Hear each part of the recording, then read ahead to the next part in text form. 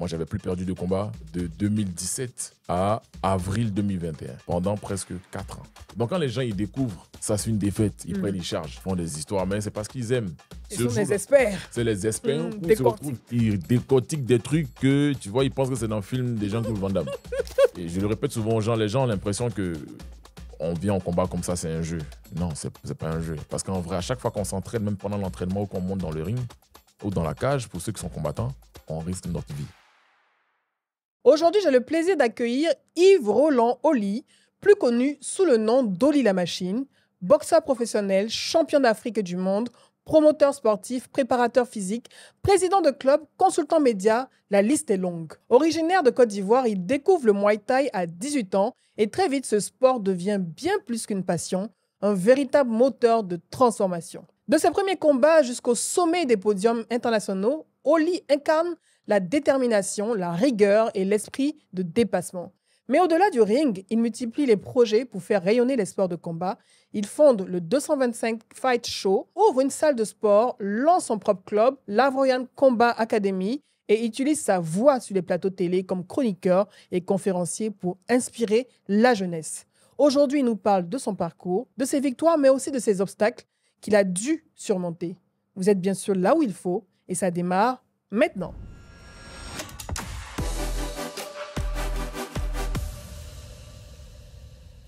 Bonjour Oli. Bonjour Edith.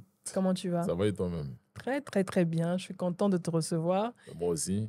Et merci je ne sais pas pourquoi, mais j'ai l'impression que tu ne fais pas beaucoup de plateaux de télé pour parler de toi. Et je pense que c'est pour ça que j'ai voulu te recevoir, parce que je pense que mes abonnés, mes très chers abonnés, veulent te redécouvrir, te découvrir autrement. En tout cas, merci beaucoup pour l'opportunité. Comme je dis, de mettre la lumière sur moi, en même temps sur notre sport, sur mon activité.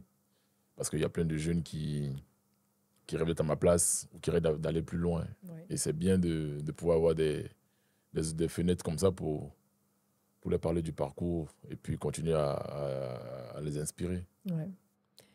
Félicitations pour merci ton dernier beaucoup. Combat. Bravo. Tu as mis KO, je pense que c'était quoi, 30 secondes de combat? 30 secondes de combat. Combat. En vrai, oui. En vrai, c'est même pas un nouveau combat. Ok, d'accord, c'est un ancien combat. C'est un ancien qui a été ressorti. Je pense que la nouvelle génération de fans de ce sport-là, ouais. je pense qu'il y a un qui a dû tomber sur la vidéo qui s'est dit... ouais. Et puis il a posté lui chez lui, c'était nouveau. Mais ça, c'était en 2020, c'était avant le Covid, ça. Ok, d'accord. Parce que j'ai vu que c'était un Algérien. C'était un Algérien. C'était ici, c'était à Abidjan, c'était organisé par... une organisation ivoirienne, par les Ivoiriens. Et c'était un Côte d'Ivoire-Algérie. Et du coup, on m'avait contacté pour ça et voilà, j'étais là, j'ai fait le travail. Il va bien, l'Algérien? Ça va, depuis l'époque. Il voulait une revanche, mais après, je pense qu'il a laissé tomber, il a compris.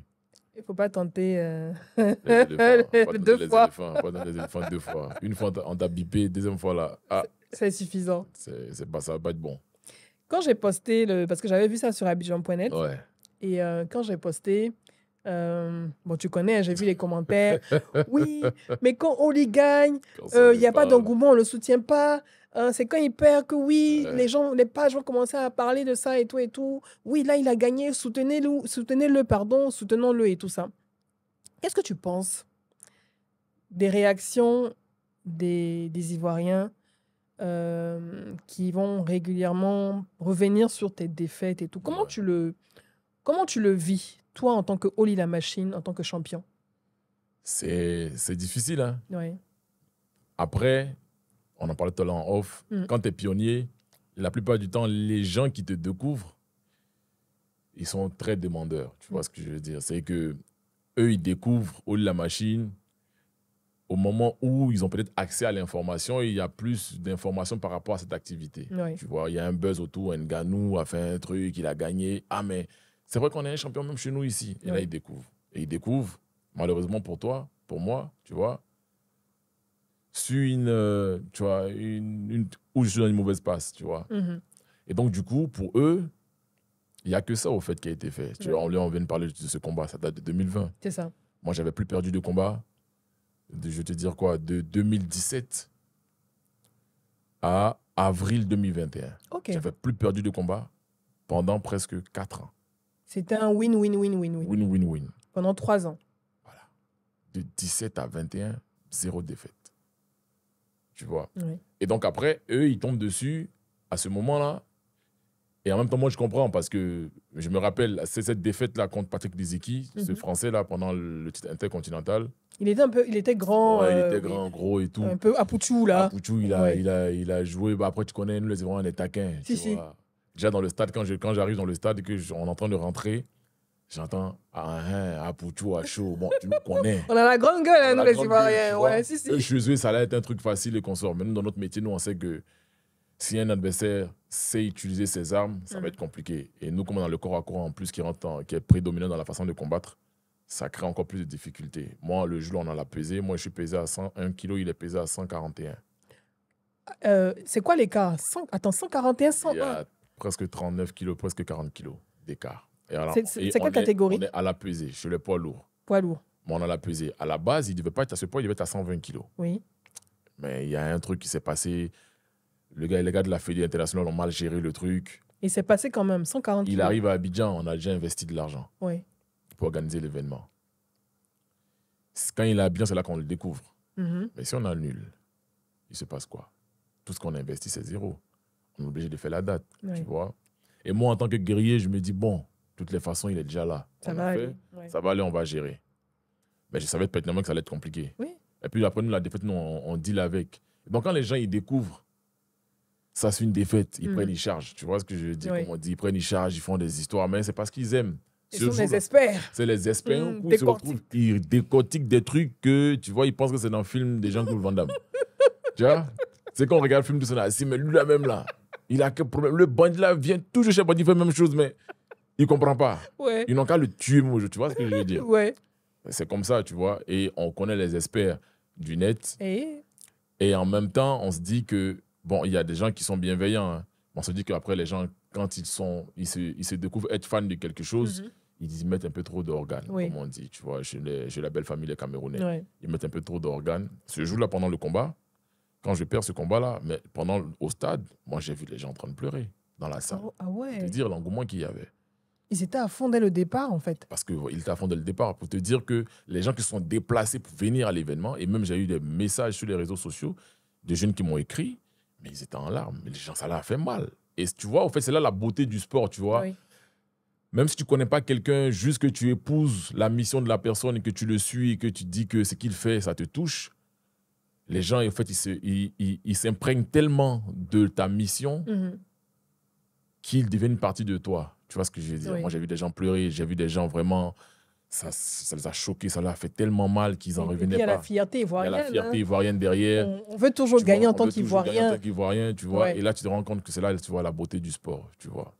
Et tu te dis que moi, pendant combien d'années, je faisais subir ça à d'autres personnes dans le pays. Ouais. Parce que je me suis promené dans toute la planète, là, à faire ça aux gens dans leur propre pays. Pour les dézinguer. Tu vois. Ouais. Et tu arrives chez eux, tu leur fais ça, c'est la même chose.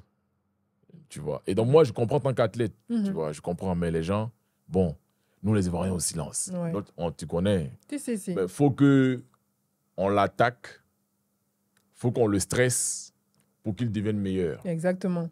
Mais ils ne se rendent pas compte que c'est difficile, au fait. Parce que finalement, c'est comme si ça te colle à la peau. Ça te colle à la peau. Parce que tu as l'impression qu'en fait, quand on dit Oli la machine, on pense défaite automatiquement. Voilà, ils pensent à la défaite. Ouais. Ils oublient, au fait, ce que tu peux faire de bien. Ouais. Tu vois ce que je veux dire? Parce que comme tu as dit, dans la même période, je gagne un combat derrière, mais il n'y a pas le même retentissement. Ça passe inaperçu. Inaperçu. Ouais. En même temps aussi, je me dis que dans la vie, les gens aussi, au bout d'un moment, quand tu gagnes trop, tu les ennuies. Ouais.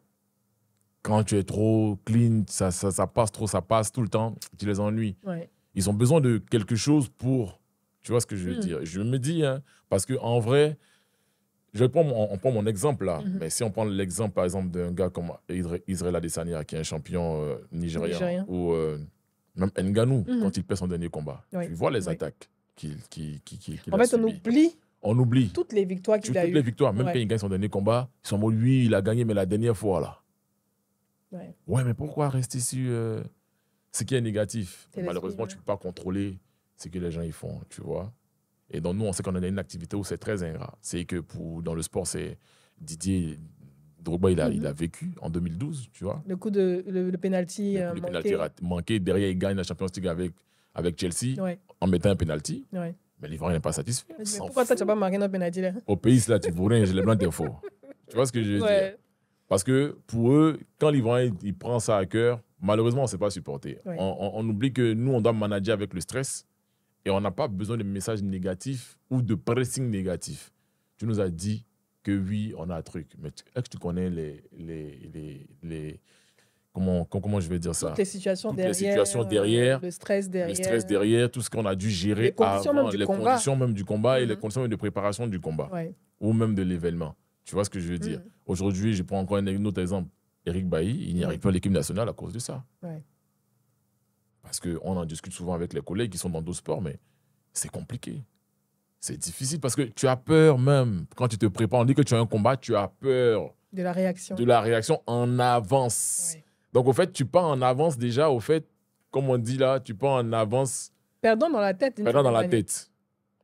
Tu es stressé parce que tu dis que ton propre peuple, tes propres gens qui doivent te pousser contre l'autre, contre le peuple de l'autre, ils jouent le rôle à 50% de l'autre. De l'adversaire. De l'adversaire en te mettant la pression. En fait, ça, on l'a vu, hein, parce que, bon, au moment où l'épisode sera diffusé, il y a eu le match, donc, ce lundi, c'est ça. contre la Gambie, la Côte d'Ivoire contre la Gambie, fenêtre pour les éliminatoires pour la Coupe du Monde. Les réactions, on a vu les réactions contre l'entraîneur Emers Faé, contre les joueurs, le jeu qui n'a pas été apprécié. C'est-à-dire que le Emers Faé, qui a été encensé, qui a récupéré l'équipe pendant la CAN, qui lui a donné la 3e étoile et tout, mais le sauveur et tout. Mais quand tu lis les réactions sur les réseaux sociaux sur Emers, tu es choqué et tout. Et si tu n'es pas préparé, les Ivoiriens sont amnésiques. On ne retient que ça, en fait. Mais non, mais c'est quoi ça? C'est pas possible. C'est quel choix de joueurs pendant le match et tout, de remplacements et tout ça. Donc, en fait, vous, les sportifs, vous êtes stressés par la préparation, stressés par l'adversaire, les conditions même de préparation et tout. L'enjeu de l'événement. L'enjeu même de l'événement. Et puis, le public exigeant des Ivoiriens. Super exigeant des Ivoiriens. Oui. Et Emers Faé, on a gagné la CAN, on a gagné. Tu parles d'Emers Faé, on a gagné. Au bout d'un moment, je voyais sur les réseaux, on gagne trop, c'est plus chic. Et comme par hasard, juste derrière, on a perdu, ils ont commencé à l'insulter. C'est ça. Bon. C'était trop simple. Au bout d'un moment, nous, on se pose la question. Qu'est-ce qu'il veut là, en vrai? C'est trop facile, en fait. Mais je t'avoue que j'ai eu un peu la même réaction. Parce que, genre, tu t'ennuies genre, c'est trop facile, c'est trop beau, quoi. La CAN, les matchs, et puis on est en train de se préparer pour la CAN 2026 et 2025, pardon. On gagne trop, et puis voilà, mais c'est frais, quoi. En fait, il n'y a plus d'enjeu. Il n'y a plus d'enjeu. En fait, il y a tellement de bonheur que tu te dis, c'est suspect. C'est bizarre. Forcément, à un moment donné, il faut que ça nous réveille. Il faut qu'une défaite, là, nous réveille. On est bizarre. C'est bizarre. On gagne, profitons. Pourquoi on veut forcément chercher à ce qu'il y ait des difficultés? Bon, tu connais ton public maintenant. Moi, je connais mon public. Donc, moi, j'ai accepté. Hein. Tu vois, j'ai accepté. J'ai accepté ça depuis ça. Franchement, les gens me demandent comment je deal avec. Je connais mon public, je connais l'Ivoirien. Et je sais que derrière ça, pour la majorité, il y a quelques commentaires qui sont méchants. Quand même. Parce que eux, après, tu sais qu'ils veulent être méchants gratuitement. C'est ça, exactement. Après, c'est vrai, c'est gratuit. Hein. Ils ont besoin de likes. Oui, de se détendre sur quelqu'un, de se défouler sur quelqu'un. Sur quelqu'un. Et donc, moi, j'ai compris ça au bout d'un moment. Je prends que la bonne partie, tu vois, des gens, tu vois, qui supportent réellement. Parce que c'est ce qui me permet de pouvoir rester concentré. Moi, je te dis la vérité, c'est qu'après 2022, ce qui s'est passé, j'ai voulu arrêter. J'ai voulu arrêter. Parce qu'il y avait eu l'épisode, parce qu'on t'avait reçu, bon, au moment où j'étais chroniqueuse sur le Grand Talk, sur Live TV, on t'avait reçu sur le plateau et c'était super chaud à ce moment parce que tu organisais un combat et il y avait des problèmes avec la fédération. Reviens sur cet épisode-là. À cette époque, on lance, comme je dis, après, tu vois, 2020, 2020, c'est là que je recombats au pays. Donc 2021, et après, il y a le Covid qui arrive. Je pense que c'était fin 2020. Voilà, c'est ça, je pense. 2020, 2021. Non, le combat, c'était décembre 2019. Ok, d'accord.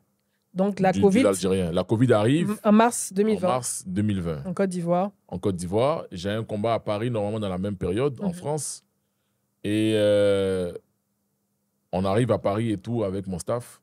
On arrive à Paris, c'est le jour qu'on arrive à Paris, là. que lockdown, c'est fermé. Ouais. On est sur les champs, on est en balade. Et là, l'organisation nous appelle pour nous dire, Oli, tu as vu les infos? Je dis, comment ça, quelle info, il y a quoi? Je sais pas. Le président Macron vient de parler parce qu'il devait parler. Ouais. Et qu'il vient d'annoncer le lockdown et tout, l'événement annulé, tout a annulé. Tout à l'eau. Il va falloir... Bon, on est désolé, tout ça. Donc, on rentre au pays, Ouais. on végète là. Pendant des mois, on est là, on végète.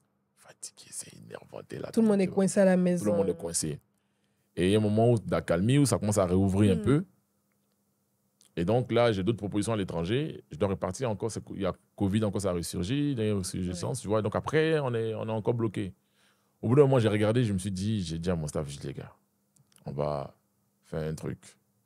On va relancer les événements au pays. Parce qu'on avait déjà fait ça en 2019, tout ça. On va relancer les événements au pays. Comme le pays, le monde est fermé, on va ramener l'attention sur nous. C'est ça. Du coup, on a commencé à dealer avec la fédération internationale, la plus cotée, la WBC Muay Thai. OK. C'est dans quel pays? Aux États-Unis? Non, c'est la fédération est là en Thaïlande. OK, d'accord.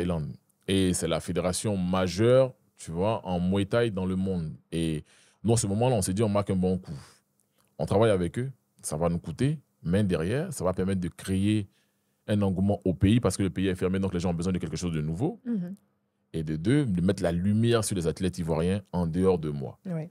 Et donc derrière, on a fait le plan en fonction, on a créé la ligue, tout ça, 225 Fight Show local, on a fait les ceintures internationales, elles sont arrivées, donc mais il fallait quand même que je combatte pour créer l'engouement. Exactement. Du coup, je me mets dans la mission. À la base, je n'étais pas là-dedans. Hein. À la base, je n'étais pas là-dedans. Moi, je ne voulais même plus combattre, je ne veux pas combattre au pays. OK. Parce qu'au fait, en vrai, quand je combats au pays, je ne fais pas d'argent. Il n'y a pas d'opportunité, il n'y a pas de blé. J'ai pas de blé. Moi, je ne fais pas d'argent quand je combats au pays. C'est que je combats au pays, je perds de l'argent, beaucoup d'argent, et je gagne zéro. Toi-même, tu mets ton argent dedans. Je mets mon argent dedans. Et je sors zéro. Tu vois? Et j'ai fait ça pendant des années, donc je sais. Donc je me dis, moi, je n'ai pas envie. Je veux continuer à faire mes combats à l'étranger, j'attends que le Covid finisse. Donc, en temps, on va organiser au pays.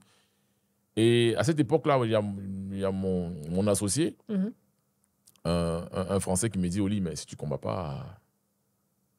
Il faut que tu donnes envie aux gens de venir à ton... au stade, mais tu ne combats pas, qui va venir regarder? Qui va venir? Les sponsors ne vont pas vouloir venir. Donc, on fait quoi? Je dis, moi, je n'ai pas envie.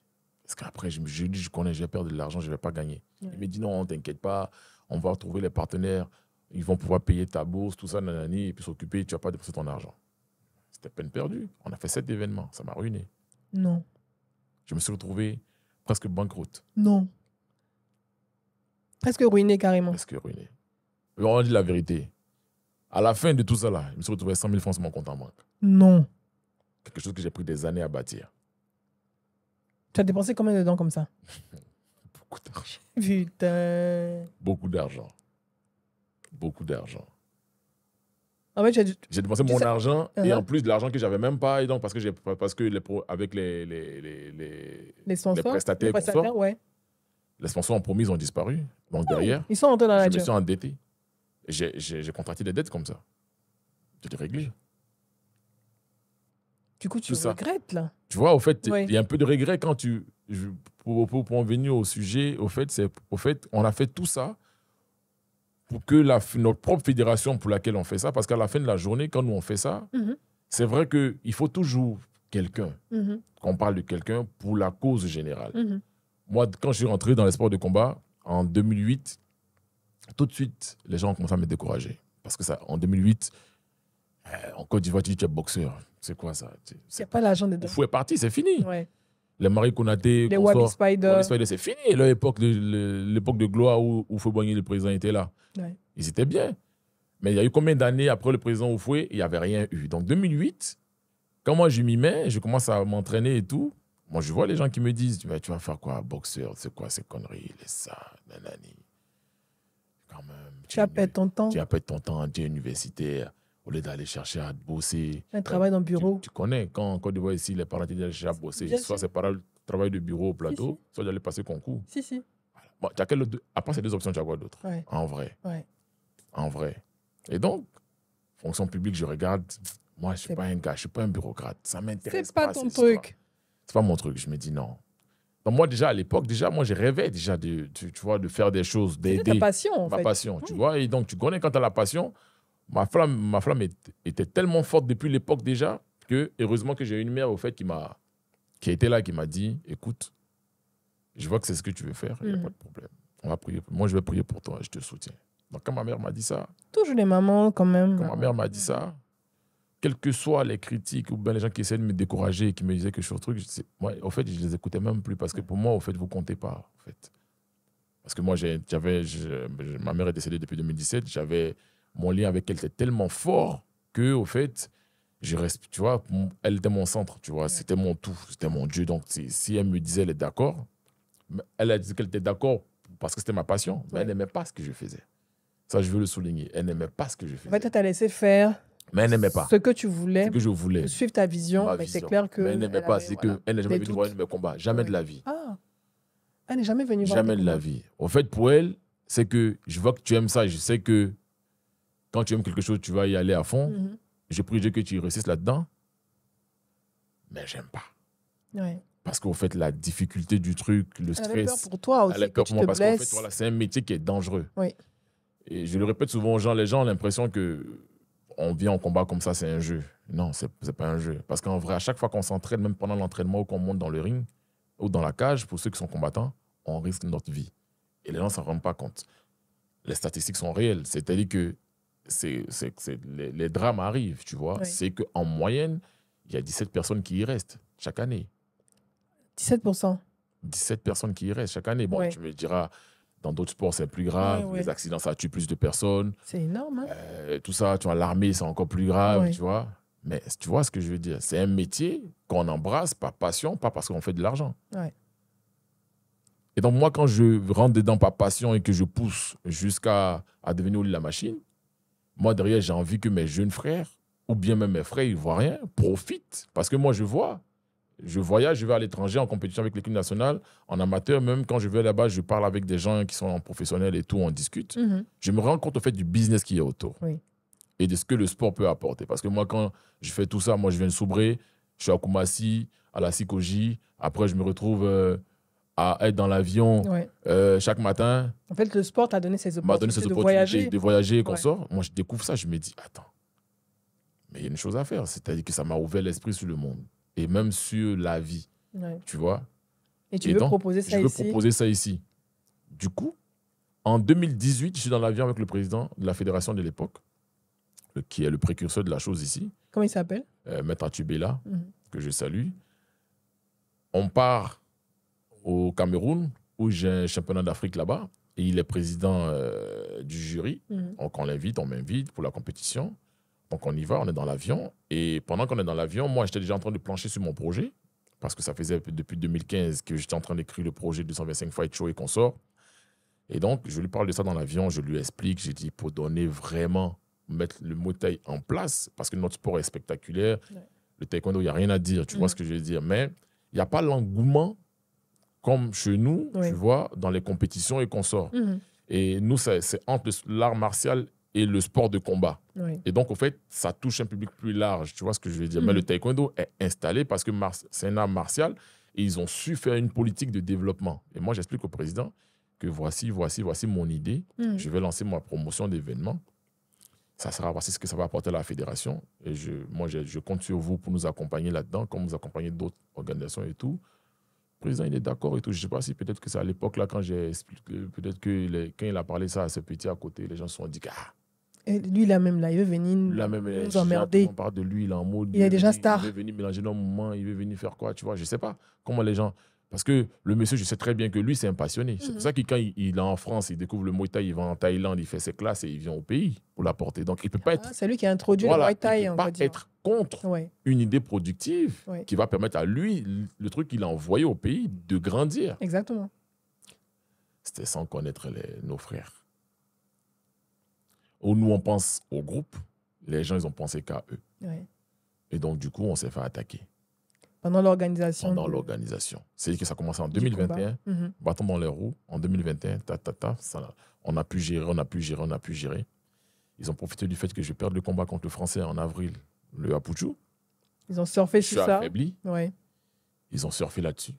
Ils ont gonflé le truc.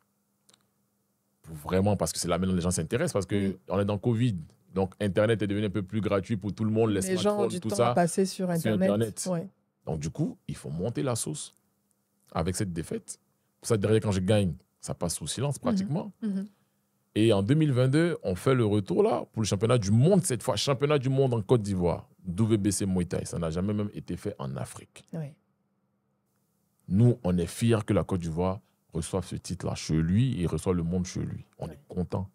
Tu vois, au-delà même de moi, tu vois, c'est même pas la question parce qu'on aurait pu le faire à l'étranger. Mais nous, on a lutté. C'est comme quand, je sais pas, demain, on dit la Côte d'Ivoire organise la Coupe du Monde. Ouais. Mais c'est tout le monde qui se met derrière. Exactement. Qu'on ne soit pas du même club ou qu'on sort, c'est pas la question. C'est un Que tu sois de travail la SEC de d'équipe. l'Africa, c'est un travail d'équipe. Ouais. Tu n'aimes pas le président de la Fédé, il y a Coupe du Monde chez toi. C'est comme pendant la CAN. Mais nous, là, à ce moment, on s'est retrouvés. Il y a eu des divisions internes. Il y a eu des divisions à ce moment. On n'a pas compris. Ça ressemblait quoi, les blocages? C'est-à-dire que toi, tu viens, tu apportes... À la base, même, tu ne voulais même pas te mettre en avant, mais tu viens organiser le championnat du monde et tout.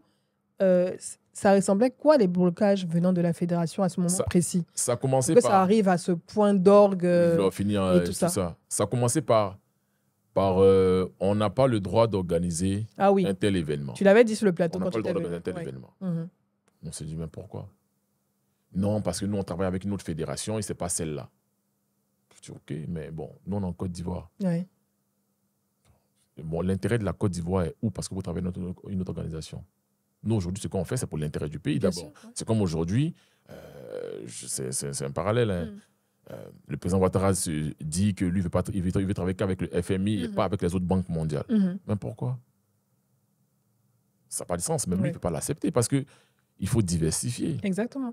Le truc, c'est de créer plus d'opportunités pour que les Ivoiriens profitent. Donc, nous, c'est ce que nous, on fait. On leur explique. Mais la guerre qui est entre deux fédérations internationales dans leur pays, en Thaïlande, ça a quoi à voir avec nous, les Ivoiriens? Dans moi, à l'époque, c'est ce que je l'ai dit. Je dis, je ne comprends pas. Oui, mais non, au fait, c'est que...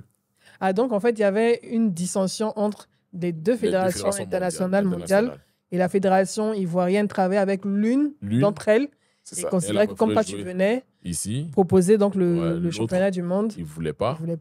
Mais en vrai, ils sont servis de ça de prétexte, tu vois, parce qu'en vrai, il y a des gens à côté, je t'explique, qui n'ont rien à voir avec nos sports. Ces gens, juste pour des questions personnelles, c'est qu'en fait, il y a malheureusement, les gens, ils confondent tout. Au fait, ça a été un groupuscule de personnes qui se sont alliées pour un seul intérêt, c'était me combattre moi et combattre l'ancien vice-président de la fédération. À se servir de toi pour... Voilà, c'est que moi, il y a un gars qui lui me voit en concurrent parce qu'il est dans le business du sport. Je prends trop de place. Il a voulu qu'on travaille ensemble. Moi, tu ne sentais pas son énergie. Je ne sentais pas déjà son énergie. Et donc, du coup, j'ai proposé mon salaire. Ça ne l'a pas intéressé. Donc, ça ne t'a pas intéressé. Moi, je fais mon chemin. Donc, déjà, depuis cette époque, le gars, il a eu un peu une dent contre moi. Tu le connais, on leur dit pas non aux gens. Tu vois, soit de guillemets de pouvoir. Parce qu'ils estiment qu'ils doivent posséder les gens. Exactement. Et donc, quand moi, je dis non, moi, je continue mon bonhomme de chemin. Je fais mes choses, je crée mon club, tu vois, je progresse. Et je commence à avoir beaucoup de clients. Et des clients qui quittent chez lui, qui viennent chez moi. Ça rend fou. Ça le rend fou.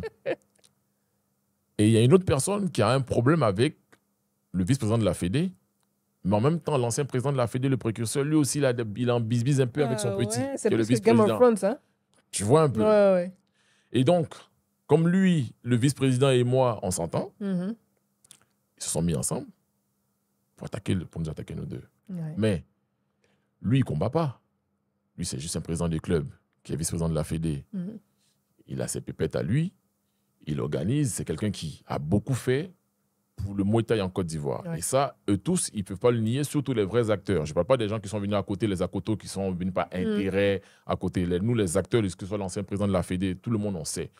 C'est ce monsieur-là qui a organisé les premiers événements où on payait des salaires, haut en lumière et tout, et que nous, on a copié, on a vu, ça nous a inspiré, et on est venu faire mieux pour lui donner envie de faire aussi, tu vois, plus que nous. Et donc, nous, c'était dans cet objectif. Eux, ils font ça, au fait, pour nous attaquer, nous deux. Et comme c'est moi qui suis l'image de proue, donc il faut aussi on me descend moi, du coup, nous, on recule. Exactement. Et dans toute cette histoire, il y a eu avant Oui, l'organisation enfin, du combat, il y a eu un passage au commissariat. Une cabale, tu peux pas. Comme si, au fait, on se disait, on était dans une élection politique, on disait qu'il allait devenir président de la République. Ouais. C'était hyper tendu. Non, mais c'était hyper tendu. C'est-à-dire que nous, on est dans la semaine du combat. Le mardi de la semaine du combat, les délégations étrangères sont là.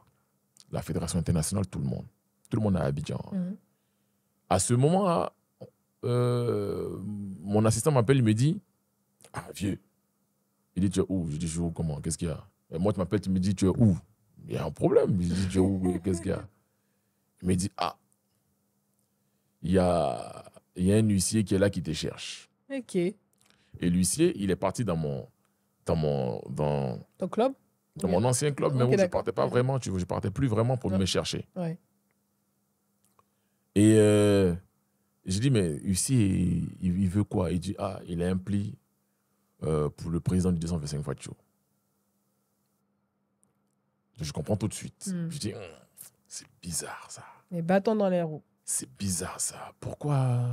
On est à la veille du combat. La semaine du combat. La semaine du combat. Pourquoi? Tu vois, demain est férié, par exemple. Oui. Voilà, c'était une même semaine comme ça. Okay. Un jeudi férié, le combat est vendredi. Ouais. Et moi, je reçois le truc aujourd'hui, là, mercredi. Ouais.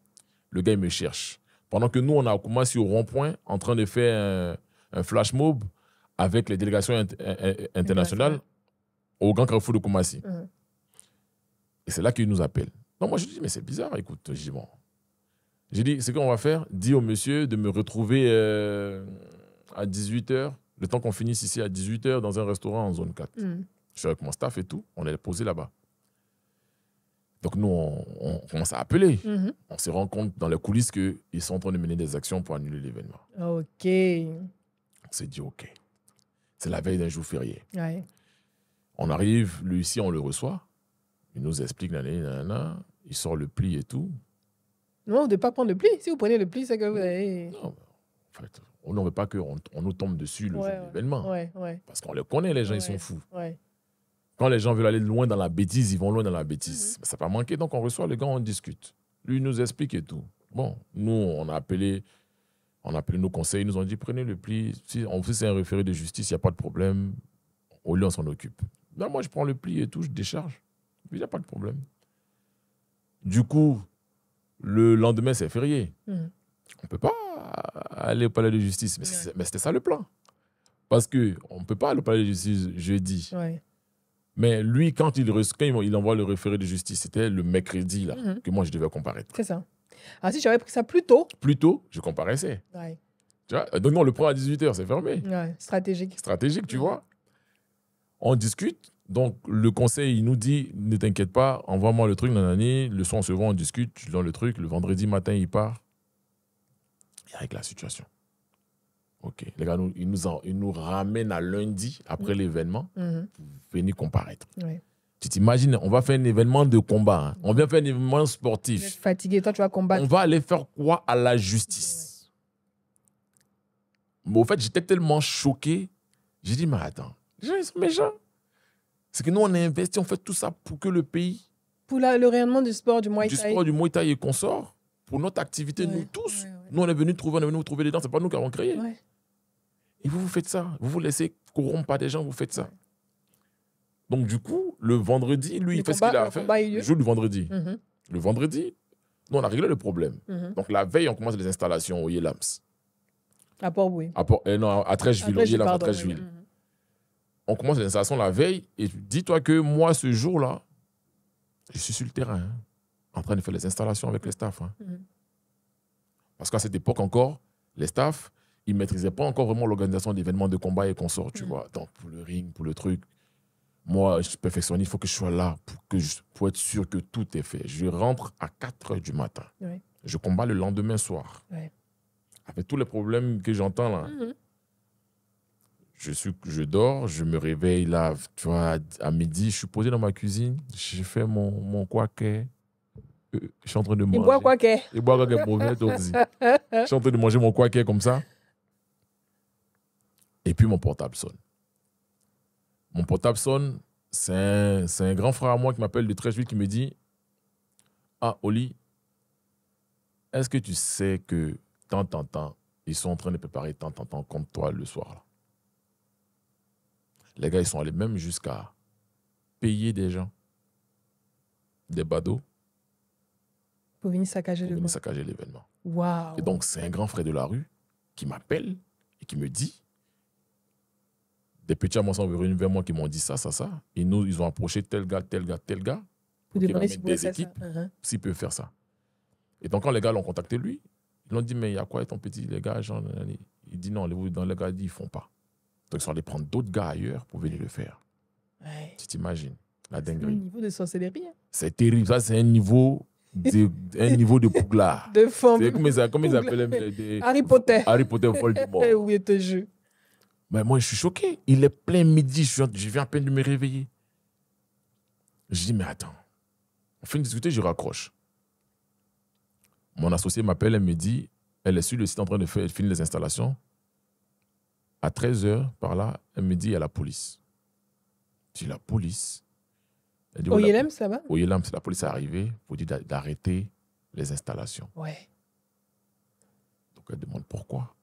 Ils disent non, qu'on n'a qu'à aller au commissariat, on va s'expliquer. Qu'ils ont reçu... mais c'est même pas une plainte. En fait, il n'y a pas de plainte. Ouais. Le problème, c'est qu'en fait, il n'y avait aucun fondement juridique. Il n'y a pas de plainte. Il n'y a rien. Les gars, ils sont levés, ils sont allés au commissariat, au district de Makori. Ils sont allés faire de la délation. Et puis, ils sont partis. Soit disant que si l'événement a lieu, ça risque de créer des troubles à l'ordre public. Parce qu'eux, ils ne sont pas d'accord avec. Pourtant, c'est combat de boxe. De boxe. De sport. Sport. Wow. C'est Ligue Sport. Petit comité organisé là. Comment tu mets ton argent là-dedans pour divertir les gens? Ouais. Je suis choqué. Et donc, du coup, le commissaire divisionnaire de Treichville à l'époque, il demande à voir les responsables. Là, mon associé part et tout. Mais qui est le président? On dit, c'est Oli Mekomba ce soir. Je suis son associé, c'est moi qui représente. Il dit, il ne veut rien savoir. Oli lui-même n'a qu'à venir.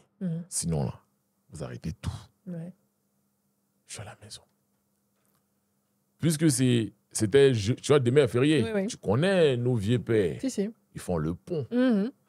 J'ai appelé qui? Ils ne sont pas à Abidjan. Ouais. J'appelle toute la journée. Pendant que je suis en voiture, comme ça, je quitte Jules Verne. Enfin, il y a Jules Verne pour venir à Treichville. Je roule comme ça. J'appelle les contacts.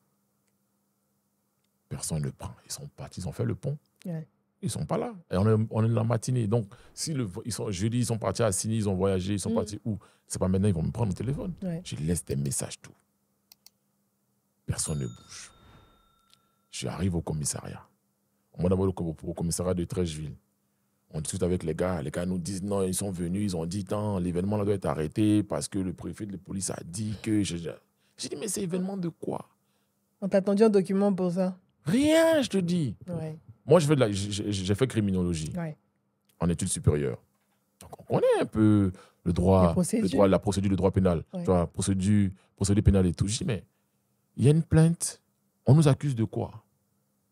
Que non, les gens sont venus dire que vous ne devez pas organiser l'événement. Je dis, mais sur la base de quoi? Franchement. Que non, c'est les gars de la Fédé, mais ils sont venus avec telle personne, ils disent que si vous n'avez pas le droit d'organiser et que nanani et que ceci, c'est là. Je dis, mais. C'est du sabotage. Depuis 2021, on organise. On n'a jamais eu de problème. Pourquoi c'est aujourd'hui? Donc, les agents de police, ils sont là. On est là, on se regarde. Ils savent bien ce qui se passe. Mais ils disent, on peut faire quoi? Nous, on nous a saisis. Pour éviter qu'il y ait trop à l'ordre public, nous, on est obligé d'agir parce que ils ont été malins, tu vois. En fait, ils sont servis de la délation. C'est ça. Pour soi-disant, il va y avoir tout à l'ordre public. Donc, la loi et les forces de l'ordre, eux, pour ne pas qu'il y ait tout à l'ordre public, pour prévenir, ils anticipent. C'est la procédure. Et donc, après, on tempête, ils nous envoient au district de Treichville, qui gère la zone. Donc, on arrive, on discute. Je suis quitté là-bas à 20h. Déjà, on a pris du retard sur l'organisation à 20h. Et c'est à la dernière minute qu'en appelant à gauche, à droite, les messages, les gens ont répondu à la dernière minute que je sors même du bureau du commissaire divisionnaire. C'est que je suis en mode, c'est bon, c'est pas la peine. On laisse tomber, on laisse tomber, c'est bon. Je dis, de toutes les façons, c'est bon, c'est bon. Je sors du bureau, je suis en train de partir ma voiture, et il y a un gars qui m'appelle, il dit, viens. Le commissaire dit de revenir. Dieu merci, à ce moment-là, il reçoit un coup de fil qui lui demande de laisser faire l'événement et que lundi, de nous convoquer à la préfecture de police, tous les belligérants pourront en discuter. Ouais. On les remercie, comme le mal est déjà fait. Ouais, parce qu'à un moment donné, tu te sens poignardé dans le dos. Tu n'as même plus envie d'organiser ton combat. En fait, tu vois le truc où tu as mal jusqu'à tu te dis que même tes propres parents, c'est ça qu'ils sont en train de te faire parce que toi, tu veux aider, parce que toi, tu veux donner les opportunités à tout le monde. Et que tu le fais à crédit, tu es en train de perdre ton argent depuis presque 1 an, tu perds ton argent là-dedans et c'est ce que tes propres parents sont en train de te faire. Sur place, tu as envie d'arrêter le combat. Tu as envie d'arrêter. Ouais. Moi, là, j'étais en mode. Mes gars m'ont dit, Oli, calme-toi.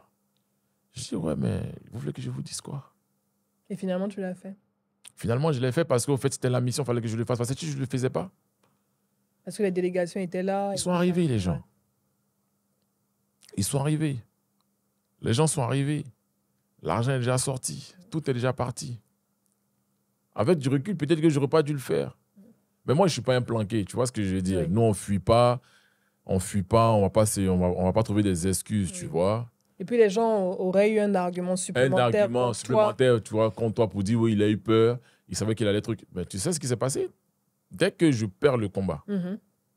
Parce qu'en vrai, je perds le combat, pourquoi? Pas parce que le gars est supérieur à moi. Rien du tout. Tu vois, j'ai vu des commentaires des gens parce qu'ils ont surfé là-dessus, les gens. En fait, dès que j'ai perdu le combat, moi, il y a des gens qui sont venus me voir le lendemain pour me dire qu'on sait qui était derrière. Et que le jour-là même en question, dans des groupes WhatsApp, ils ont fait passer des messages pour dire votre Oli que vous dites qu'il est fort, là, voyez, ça, il a perdu. C'est que les gens n'ont pas dormi. Ils ont attendu 1h du matin, 2h pour jubiler. Et moi, ça me faisait tellement mal parce qu'ils venaient de faire rater à la Côte d'Ivoire une opportunité, mais en or. De rayonner. Et de permettre à tous les jeunes Ivoiriens derrière qui ont participé ce jour-là à s'engouffrer dans la faille et de faire briller le pays réellement. Ce combat-là a été suivi pratiquement sur toute la planète. Les gens attendaient ça parce que la fédération, elle est basée dans tous les pays du monde. Et on défiait le champion du monde 3 fois. Waouh! En fait, les gens ici ne se sont pas rendus compte des enjeux. Des enjeux. Ils ont juste politisé la chose sportivement. En fait, une fédération, même, vous n'avez même pas d'agrément. Donc, vous ne touchez même pas les allocations. En plus. C'est ce qu'on est en train de faire là. Mais si on brille, moi, je l'ai dit après. Je dis, je ne comprends pas. Vous ne savez pas que vous avez joué le jeu des personnes qui sont venues tuer votre fédération. Aujourd'hui, la fédération de Muay Thai a disparu. On est en train de refaire les choses, de restructurer. On s'est parlé. Dieu merci. Moi, je ne suis pas quelqu'un de rancunier. Vous avez mis Balaté. On a mis Balaté, on s'est parlé. Avec l'ancien président, on s'est parlé. On s'est dit les choses. J'ai dit, on a perdu. Tout ça pour ça. On a perdu 3 ans. Les autres sports ont récupéré ce qu'on a créé. Aujourd'hui, comme le MMA, il brille parce que nous, on a joué le jeu des gens qui voulaient que ce soit comme ça. Quand tu dis MMA, tu fais référence au combat de Samo Samo. De Samo Samo, par exemple, tu vois. Cette activité, à l'époque, ne brillait pas parce que le Muay Thai brillait. Aujourd'hui, c'est nous qui faisons le MMA parce que ce sont nos combattants. Parce qu'il n'y a plus de Muay Thai qui font ça. Parce qu'il faut que nos clubs continuent de vivre. Il faut que nous, on continue de faire rêver les jeunes. C'est triste, en fait. C'est triste. Que on est en Afrique, on a tellement de défis pour lesquels on doit être unis, rassemblés, penser à l'intérêt général au lieu de penser à nos intérêts personnels. Mais on est prêt à mettre des bâtons dans les roues, quitte à ce que personne n'avance. C'est ça, c'est ça. Tu connais cette politique-là. Lui, là, mais il pense que dès que il est arrivé. Non, quand on le regarde, c'est que lui, il va s'asseoir nous ici. Au fait, on a qu'à tout s'asseoir au quartier. Que un trouve la porte et puis va dire que Joe venait en partie. Pourquoi c'est toi qui as trouvé la porte? Et c'est pour ça que certains combattants préfèrent s'exiler. Bon, comme un Francis Ngannou. S'exiler. Parce que Ngannou serait resté au Cameroun. Il n'aurait pas été Francis Ngannou. Et Israël Adesanya, ils sont restés au Nigeria, ni Kamaru Usman. Ils seraient ce qu'ils sont aujourd'hui. C'est malheureux. Parce que moi, en tant qu'Africain et Ivoirien, moi, c'est pas... Tu vois, cette notion de champion, mais pas local... Où tu ne brilles pas dans ton pays, tu vois. Moi, je dis, tu ne peux pas être grand chez les autres. C'est pas possible. Moi, dès le départ, j'ai refusé des opportunités, des contrats pour aller à l'étranger. Quand j'étais ici, à cause de ça. Ouais. Moi, je dis, je comprends pas, je vais aller en France, je vais aux États-Unis, mais je suis pas français, je suis pas américain. Et au final, tu auras toujours l'appel des racines de ton pays. Et quand tu vas revenir, tu seras 2 fois plus combattu parce qu'au fait, comme on dit, FC rouage, tu ne vas pas le maîtriser, le rouage. Exactement, tu ne vas pas le maîtriser, les rouages. Et donc, tu vas venir, tu vas penser que tu vas venir apporter, tu vas venir sauver, être un sauveur parce que tu vas être idéologique dans ta tête. Non, mais moi, je vais arriver, je vais aider tout le monde. Compétences et consorts. Mais tu vas te casser les dents. Et ils vont te combattre 2 fois plus parce qu'au fait, tu seras encore 2 fois plus jalousé. Et tu seras 2 fois un problème pour eux. Parce que tu vas revenir avec la hype internationale, la faveur de l'international et sûrement de l'argent. Ouais.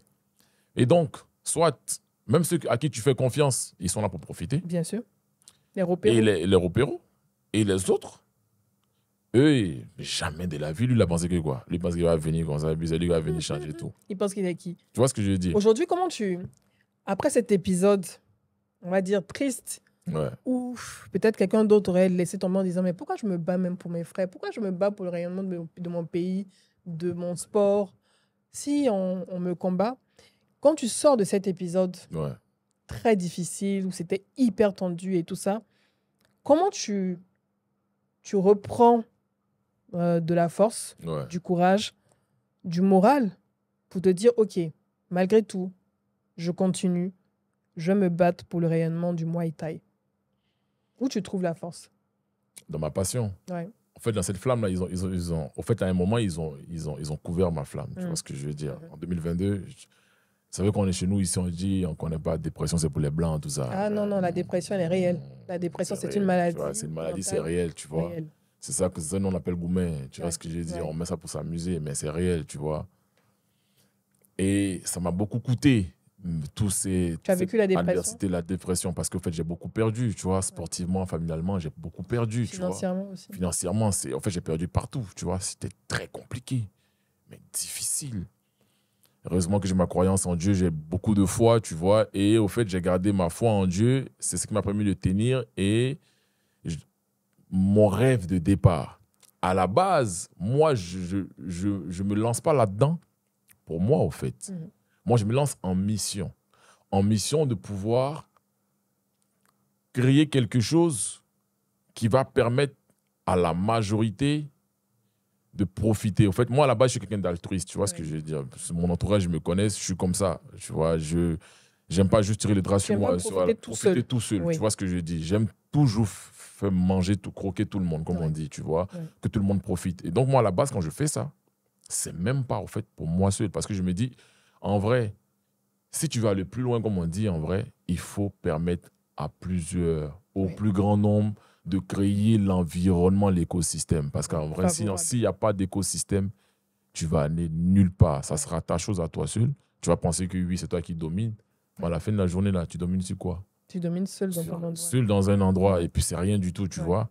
Pourtant, moi, j'ai pensé déjà à la suite quand j'ai commencé. J'ai commencé athlète, novice.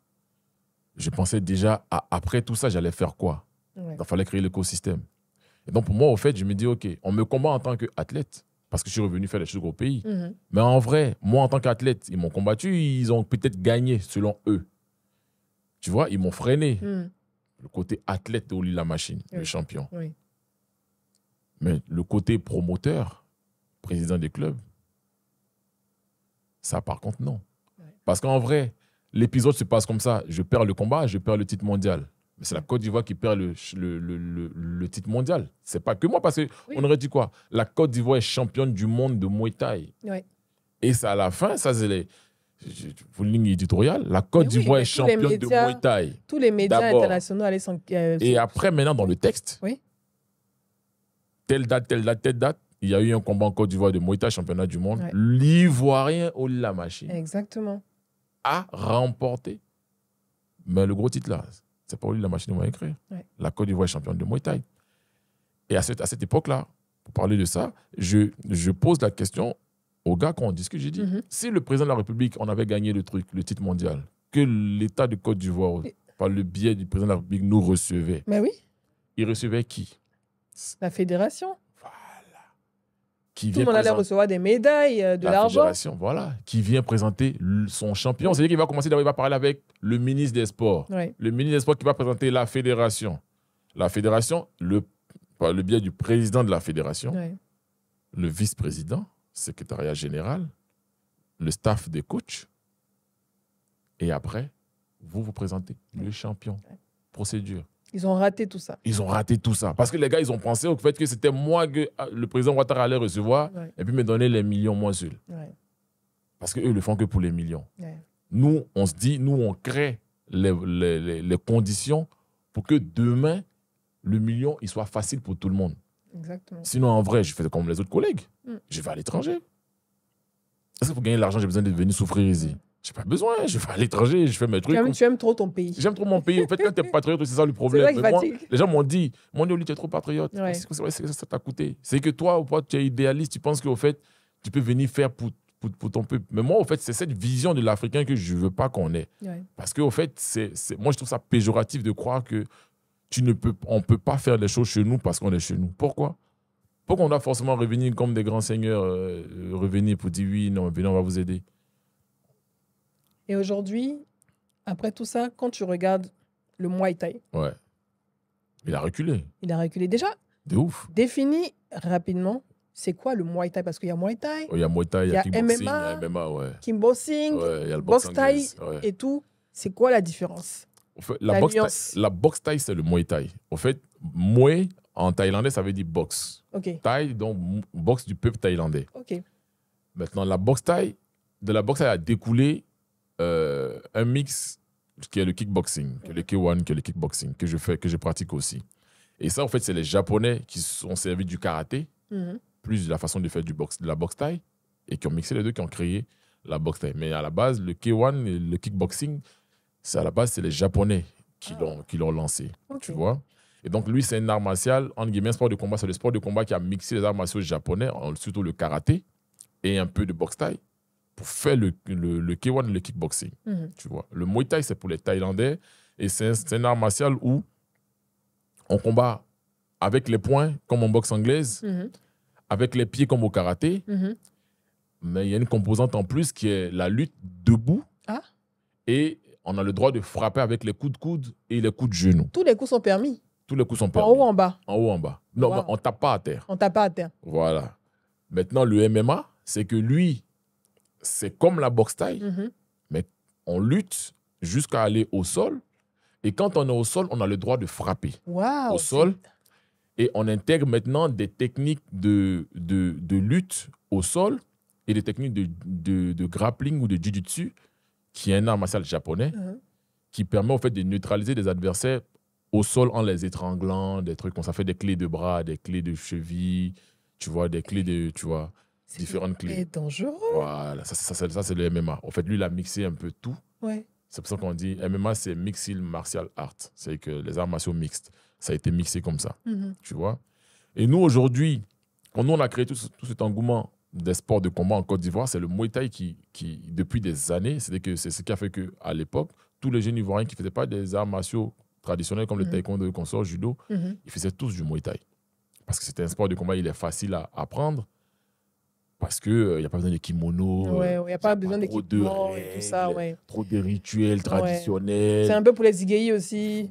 En guillemets, parce que c'est simplifié. Tu vois, parce que la boxe thaï en compétition, modèle compétition, l'enseignement est simplifié. Il y a le côté traditionnel, mais le côté sportif, il est simplifié. C'est vraiment fait de la compétition. Donc, en fait, les codes vont se rapprocher des codes de la boxe anglaise que les Ivoiriens connaissaient déjà, avec les points qui sont très présents et les coups de pied qu'ils avaient déjà avec le taekwondo, que les tontons faisaient avant. Ouais. Et donc, pour eux, au fait, ça a été une jonction un peu plus facile pour les gens de venir pratiquer. Donc, on a eu beaucoup plus de monde facilement. Et nos événements sont un peu plus spectaculaires parce que c'est au chaos système. Mais le taekwondo ne le fait plus, le chaos système. Et Le nous, on n'a chaos pas... système, c'est quoi? C'est que tu frappes quelqu'un. En fait, la règle, c'est de pouvoir faire dormir quelqu'un. C'est que s'il dort... Et tu dois faire dormir quelqu'un. Voilà. C'est qu'au fait, en tout cas, à la fin du combat, là, soit il abandonne, soit il dort. Aussi, si les deux là n'ont pas pu se faire, on va juger qui a fait plus de dégâts et c'est lui qui a gagné. Tu vois, le taekwondo a perdu à cause du côté olympique, ils ont perdu cet aspect-là, combat réel, tu vois, où ça se rapprochait de la réalité. Ouais. Et la boxe thaï a pris ça. Et donc, nous, pendant des années, la boxe thaï attirait beaucoup de personnes, tu vois. C'est ce qui nous a donné la passion d'aller faire. Il y a combien de professionnels en ce moment dans Je peux la, même plus te la, dire la parce boxe qu'en vrai, thaï, au fait, le Muay Thai. comme je t'ai dit, aujourd'hui, tous ceux qui faisaient ça, Ouais, ils sont tous allés faire du MMA du depuis MMA. 3 ans. Ouais, Parce qu'au fait, on n'avait plus d'activité à cause des palabres ouais, inutiles. ouais, Et donc, au fait, la fédération aujourd'hui, elle n'existe que de nom. ouais. On est en train de tout rebâtir. Ça nous fait mal parce Ouais. qu'on a lutté pour ça. Mhm. On a lutté pour ça. Ça nous fait mal. Mais on est encore là parce qu'à la fin de la journée, les autres arts martiaux comme le MMA, il a besoin de nous. Oui. Tu vois ce que Il je faut veux faire dire? un peu d'abord de boxe thaï pour arriver au MMA. Voilà. Tu peux Au pas fait, commencer tout de suite du MMA? tu peux commencer. Ouais. Mais si tu as une bonne, parce qu'il y a une bonne composante on appelle ça du striking, du combat debout, des frappes. Mhm. L'idéal, c'est d'avoir une bonne base en Muay Thai. Mhm. Là, comme ça, quand tu as parce que même si tu commences par le JJB, par le Jiu-Jitsu, qui est comme le judo, Mhm. et par la lutte traditionnelle qui te permet de faire le MMA, Mhm. à la fin de la journée, si tu ne sais pas mettre des coups debout, frapper avec des poings, des coudes et des genoux, Ouais. tu seras en difficulté sur une partie du combat qui commence debout. Ouais. Et donc, nous, à la fin de la journée, on est toujours demandé pour entraîner des combattants et des MMA. Tu vois? Et donc, ce qui fait qu'au fait, on continue d'exister. Mais à la longue, on risque de disparaître. Parce qu'en vrai, aujourd'hui, le MMA, il fait des événements. Oui, bien sûr. C'est lui qui paye. C'est spectaculaire maintenant. Il y a des sponsors. Il y a les sponsors. Ici en Côte d'Ivoire, à Abidjan, le centre ivoiro-coréen est très sollicité pour ses combats. Pour ça. Ouais. À l'étranger, il y a Ngannou qui brille. Ouais. Il fait des 20 millions de dollars. Ouais. Les jeunes Ivoiriens, quand ils voient ça, ils sont en mode, ils veulent faire du MMA. Comment on gagne de l'argent, le blé, le money, le jet, en faisant du Muay Thai, de la boxe Thai? Concrètement. Quels sont les différents niveaux pour gagner de l'argent? Les différentes étapes. Le niveau amateur, on ne paye pas. OK. On ne paye pas. Tu viens combattre. Au fait, le niveau amateur, c'est comme, je vais te dire quoi, c'est comme dans le milieu du spectacle. Tu es un novice, tu viens. Tu viens te faire voir. Hein. Tu viens te faire voir. Voilà, donc au fait, viens faire tes classes. Oui. Plus tu te fais voir. C'est toi-même qui paye. Toi-même qui paye. Tu payes tout, tu vois. Nous, quand on fait les championnats du monde amateur en Thaïlande, mais c'est la fédération qui payait tout. Ouais. C'est que si on est 10 athlètes, la fédération va trouver les voies et moyens de payer les billets d'avion, les logements, les tenues, tout. Et on paye à la fédération mondiale de l'argent pour pouvoir participer à son événement. Parce que comme on a dit, ça permet de nous faire voir, de montrer les talents qu'on a. C'est à ce moment-là, quand tu passes les classes amateurs, on te propose, quand tu passes les classes amateurs que tu as déjà full, comme on dit, à ce moment, on va te proposer des promoteurs parce que tous les pays qui viennent ou tous les clubs qui viennent participer, il y a des organisateurs dedans, il y a des promoteurs. Donc, quand eux, ils viennent, ils regardent, ils disent, ah, mais lui, son profil me plaît. Un peu comme les sélectionneurs. Lui, son profil me plaît. Et donc, quand ils ont une prochaine date qu'ils vont organiser en professionnel ou en semi-pro, ils vont approcher ton club et te demander est-ce que ton combattant il est disponible. Quand tu passes en semi-pro, tu commences à gagner un peu d'argent. OK. Parce qu'il y a des paliers. Donc, en fait, tu as fait ton niveau amateur, tu as prouvé, les promoteurs t'ont repéré, parce qu'on voit que tu es un combattant, tu fais le show, tu es valeureux et tout.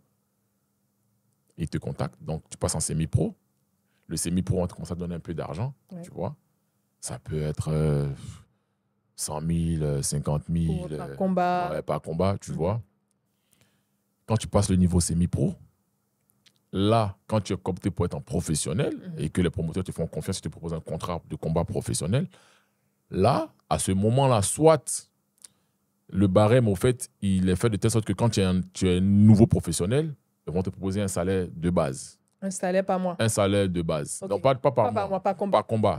C'est comme tu as signé un contrat pour faire un spectacle. Donc, tu es signé, tu as un salaire pour faire le spectacle. Tu vois, comment on appelle ça la rémunération. La rémunération pour l'événement. Ouais, ton cachet. Ton cachet, voilà, tu as ton cachet. Ton cachet va, comment on appelle ça, va dépendre de ton niveau en tant que professionnel et de la hype que tu as. OK. Ah, la hype joue beaucoup. La hype joue beaucoup parce qu'en vrai, ça reste du spectacle. Ouais. Comme le catch. Comme les concerts. Tu invites un artiste, même si tu le mets en première partie de quelqu'un, c'est parce que tu sais qu'il va vendre des places aussi. Il y aura du monde qui va venir à cause de lui. Ouais. Et donc, tu vas vendre des places. Donc, moi, en tant que promoteur, si je mets un combattant sur ma fight card, je dois être sûr que lui va me vendre au moins 100 places. OK. Et donc, c'est en fonction des 100 places que toi, tu peux me vendre à ta valeur marchande là, sur le marché, que je me dis que lui, quand il vient, je lui propose telle somme d'argent. Tu vois? Ouais. Et on discute. On négocie. On négocie. S'ils sont d'accord, On le fait, tu vois. Et donc, quand tu es en néo-pro, en vrai, tu n'as pas trop de marge. Tu restes encore un peu comme un semi-pro. Oui. On te propose un salaire. Oui. Et quand tu es malin, avec ton staff, vous acceptez. Mhm. Tu vois ce que je veux dire? Vous pouvez négocier peut-être des petits avantages à côté. Ah, mais est-ce que vous pouvez nous donner des tickets? On va les vendre. Et si on les vend, derrière, vous nous donnez un pourcentage sur les tickets que nous, on vend directement Exactement. pour augmenter votre bourse. Tu vois ce Ça, que on je peut veux aller dire? sur combien comme ça? Au niveau local ici, et encore, il faut que les gens se rendent compte que les organisations locales payent beaucoup mieux que ce qui se fait à l'étranger, à l'international. Ah oui? Les gens, ils ont une fausse idée. Mais nous, on voit les 100 000, 200 000 que Les gens, montent sur la Côte d'Ivoire est l'un des pays qui paye le mieux. Ah bon? Déjà en Afrique, pour commencer, Mieux que le Cameroun. le Cameroun, c'est 10 000 francs, 20 000 francs de salaire. Tchi. Ce que nous, on touchait quand on a 20 000 commencé il y a 12 ans qu'on commençait la compétition. Moi, il y a 12 ans, je compétissais. On me payait un paquet de pâtes. Paquet de pâtes spaghetti. Non. Jus Tampico à l'époque. Non. Si. On Moi, te c'est ça. paye au paquet de spaghettis. Spaghetti, Et puis jus Tampico. jus Tampico. Yeah. Et puis, si le Tu jour te là. fais frapper, tabasser. Oui, si le jour là, ils ont sciencé que tu as eu 30 000 ou bien tu as eu 20 000, c'est que tu as tout tué. Mais ça, Et- c'est plus que de la passion. C'est un C'est sacerdoce. ça que je dis, c'est pas nous qui faisons ça. C'est pour ça que les jeunes aujourd'hui, ils viennent, ils sont en mode, ils pensent qu'ils vont envoyer les salaires d'Enganou du jour au lendemain. Ou bien, mais Oli, lui, on le voit, il a la voiture, il a ci, il a ça. Oui, mais moi, ça m'a pris 12 ans.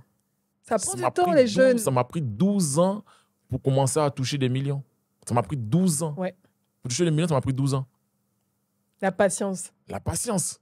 l'endurance. L'endurance, la parce que souffrance la aussi. souffrance, parce que tu es là-dedans tous les jours. Et la Côte d'Ivoire paye mieux. Parce qu'aujourd'hui, regarde, en Thaïlande même, pour te dire, en Thaïlande, c'est que le barème mondial en termes de paiement, en MMA, les amateurs ne payent pas. Si encore le promoteur est gentil, il va donner $100. Tchi. 60 000. Mhm. Si le promoteur est gentil, intéressement, 60 000. Oui. Barème mondial. Barème mondial MMA combattant, le salaire moyen, c'est $500. 300 000. 300 000. Ah ouais. Tu commences. Et ça, tu vois, ça, c'est les organisations. On enlève l'UFC. Hein. Mhm. Tu enlèves l'UFC, tu enlèves le One Championship, tu enlèves les grosses organisations. Mhm. Donc, tu fais tout le reste là. Le prix les gars pratiquent, c'est $500. Hors États-Unis. Hors États-Unis. Hors l'UFC. Même pas États-Unis. Hors l'UFC. Ok. Hors l'UFC. L'UFC, quand tu commences là-bas, on te paye $5 000. $5 000 En pro. en pro. Avec les impôts. On va, Ah, après, les impôts, on vient pour $5 000. on va déduire les impôts après. T'inquiète pas. Les impôts américains vont déduire les impôts. Parce que tu viens là-bas travailler. Donc, tu as un visa de travail Ouais. pour ce combat. Et donc, tu es déclaré. Ouais. Et donc, ils vont enlever dedans les À impôts. 20% comme ça. Ils vont enlever dedans. Quand ils vont enlever dedans les 20%, tu t'es préparé. Donc, quand tu t'es préparé, ça t'a pris 2 mois pour te préparer. Et il y a des frais. Ouais. Le club où tu t'entraînes, tu vas payer. Ouais. Mais si tu ne payes pas le club, c'est sur ta bourse qu'ils vont se rémunérer. Ouais. 20-30%. Ça dépend de comment ils te prennent en charge. Ouais. Tu vois ce que je veux dire? Mhm. Ça va de 15, 20, 30%. Ça dépend de quel contrat tu as avec ton club et comment ils te prennent en charge. Mhm. En plus de ça, derrière, tu as ta supplémentation. Tu as mangé. Ouais. Tu as le kiné quand tu es blessé, Ouais. que tu dois aller voir. Surtout le kiné, il faut se À la soigner. fin, ils t'ont donné 3 millions. Là. Dans 3 millions, l'État américain a pris 20%. Avec toutes les dépenses que tu Avec as toutes faites. les dépenses que c'est tu la vas faire, moitié qui va te nanani, rester. nanani, il te reste que la moitié. Et dans la moitié qui va te rester là, encore, tu me dis la moitié parce que en vrai, le club va prendre 30%. Donc, quand on finit enlevé, peut-être tu te retrouves avec peut-être 1 million ou bien 1,5 million maximum, comme ouais, la moitié. Quand tu as 1,5 million maximum qui te reste, et tu dois survivre avec jusqu'à ta prochaine date. Et ça peut Qui- durer 2 mois, 3 mois. Ça peut durer 2 mois, 3 mois, tu ne sais même pas. Parce qu'en vrai, ils peuvent te rappeler tout de suite. Si tu as déjà full, ils sont contents, ils veulent te revoir. Mais sinon, tu vas attendre peut-être 3, 4 mois, 5 mois. Tu peux combattre 2 fois dans l'année. En vrai, en plus, à l'international, la moyenne d'un combattant, la moyenne de Mhm. combat, c'est 2 combats par an. 2 combats par an. Donc, tu t'imagines que tu as fait $5 000 là, mais en vrai, tu as fait 1 million là. Tu fais 1,5 million là, 2 fois par an. Ouais. Au niveau pro qu'on voit à la télé, là, les Ngannou, là, c'est des ovnis. Tu vois, quand tu arrives au niveau des Ngannou, tu es en mode superstar. C'est le salaire de Alien. c'est le salaire de superstar. Mais en vrai, Ngannou, il est en mode superstar. Mais son salaire, c'est pas ce qu'on voit à la fin. Parce qu'en vrai, Ngannou, quand il prend $2 millions encore, ça va, il prend le milliard. Mhm. Mais il y a tout ce que je t'ai dit là-dedans. Ouais, tous les frais, Tous les frais, le tout ça. fisc Il y a tout ça américain. dedans. Son avantage, c'est que derrière, il va prendre les sponsors qui vont lui faire monter sa cote, son argent. Ouais. Les partenaires, c'est pour ça que quand tu es en mode superstar, c'est les partenaires qui te font gagner de l'argent en vrai. C'est même pas ton combat parce qu'il n'y a aucune organisation qui va te payer cet argent en vrai.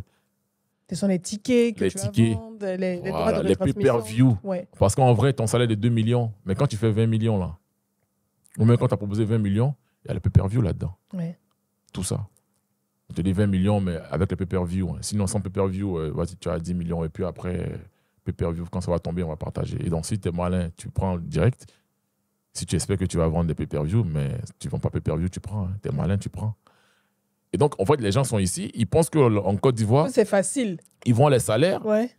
Moi, je les mets au défi en Afrique ici de montrer quel pays qu'ils vont. Ils n'ont qu'à aller faire les recherches. Ils ne trouveront pas qui payent autant. Vous êtes mis au défi.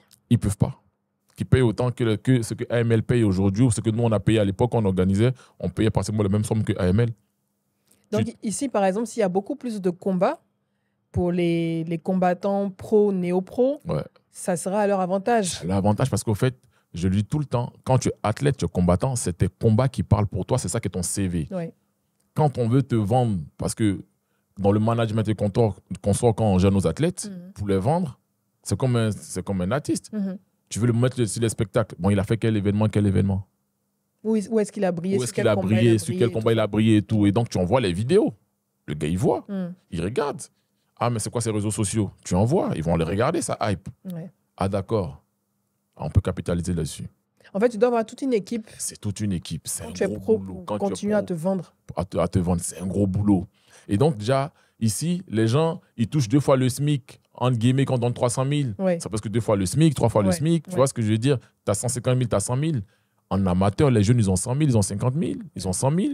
Ce qu'en amateur, on n'a pas en Thaïlande. Ce que tu n'as pas en Thaïlande. En Thaïlande, mais il n'y a pas de niveau amateur. Tu es pro. Dès le départ, tu es pro. Ouais. Et quand tu combats, tu as 150 €. Ouais. Ça dépend encore des stadiums. Sinon, tu as 50 €. C'est pas un sport, mine de rien, qui est ingrat parce qu'on sait déjà également ingrat. que dans les sports, il y a une durée de vie, on va dire. C'est ça. Où quand tu rentres, soit tu rentres hyper jeune, C'est ça. mais ta carrière, elle est courte, Elle est que courte. ce soit dans l'athlétisme, que ce soit dans le taekwondo ou le football et tout. C'est quoi la durée de vie? Quand je dis vie, entre guillemets, la durée d'exercice d'un combattant de Muay Thai. À quel âge il est préférable de commencer? Et puis, à un moment donné, par rapport à ta santé aussi, Ouais, par rapport à quel ta moment il santé. faut arrêter? En vrai, si tu commences tôt, comme tu as dit, en Thaïlande, ils ont l'avantage de commencer tôt. Ils commencent à 5-6 ans. Ouais. Mais tu as touché quoi? Comme je dis, c'est des 30 000. Ouais. Tu vois? Mais quand tu touches 30 000 en Thaïlande, c'est de beaucoup. l'argent. Ouais, le niveau de vie là-bas est très bas. Très Hein? bas. Ça coûte moins cher Très de bas. vivre là-bas. En Thaïlande, tu vis dans des Tu immeubles. manges là. bien. Tu vis dans des immeubles, mais haut standing, mais rarement tu trouves ça à Abidjan. Ouais. Tu trouves pas ça à Abidjan, mais tu payes 400 Mieux 000. que Beverly Hills. De ouf. Mais un immeuble dans Bangkok, mais dans les villes, l'immeuble est tellement haut standing, il y a deux piscines dans l'immeuble à l'étage. Ouais.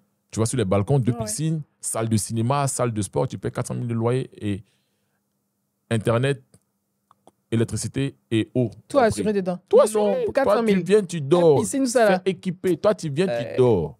Abidjan, Côte d'Ivoire. Tu vois ce que je veux dire? Si. Donc, quand tu gagnes 30 000, que tu es dans les quartiers, Ça va, ça gère. ça va, ça gère. Tu Ouais. vois ce que je veux dire? Ouais. Donc là-bas, eux, ils se permettent de commencer à... Parce que la pauvreté est tellement... Bon, je ne veux pas dire que c'est... Il y a des écarts aussi. C'est moins que chez nous.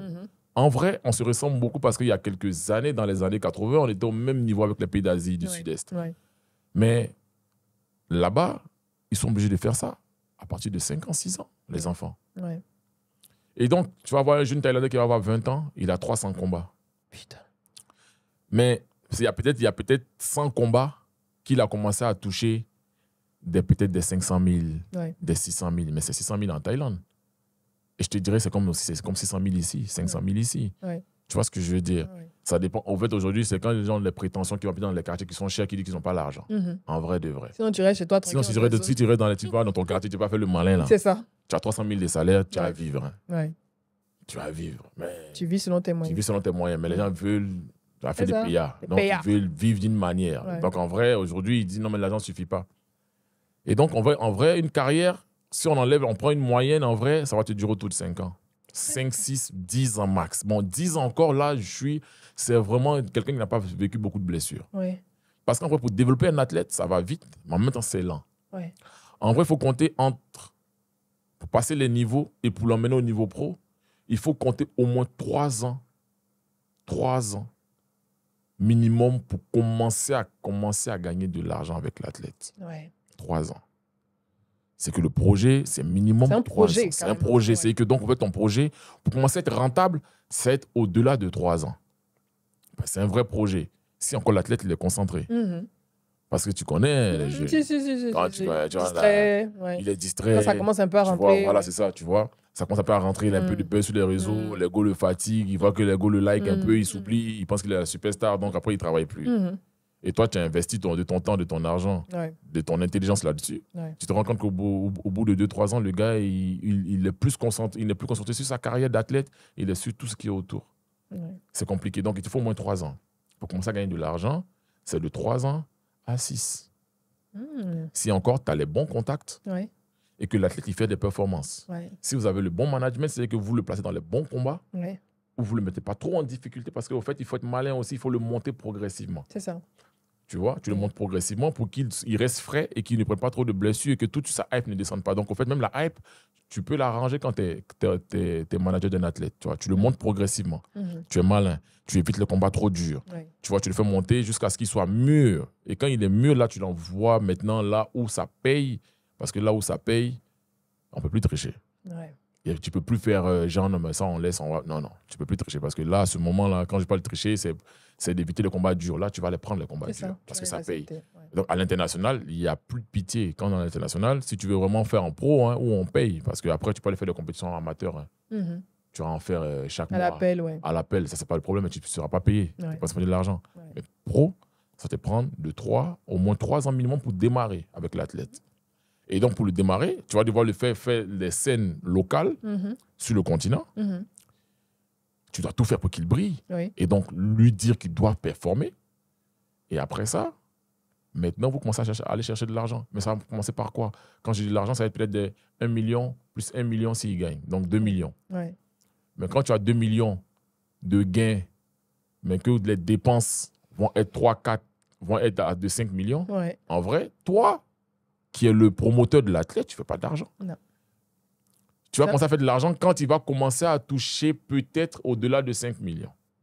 Parce que même encore 5 millions, c'est que tu as 0. Tu as atteint le break-even. L'athlète, lui, par contre, lui, il va prendre son argent. C'est ça que les gens oublient souvent. Quand tu es promoteur, en fait, toi, tu travailles pour la mairie.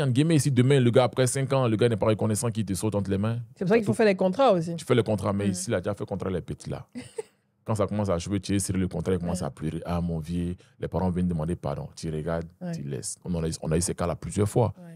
Et moi, ça me fait mal parce qu'au fait, les jeunes, ils ne comprennent pas qu'au fait, nous, on le fait pour eux surtout. Parce qu'en vrai, là, tant que tu ne fais pas 10 000 euros et encore 10 000 euros, on ne peut même pas se payer. Tant que tu ne fais pas 20 000 euros, on parle de rien, en fait. 15 000 euros, moins 10 millions, là, on commence à parler. Parce qu'on s'en enlève les faux frais. Parce que c'est pour t'envoyer en camp.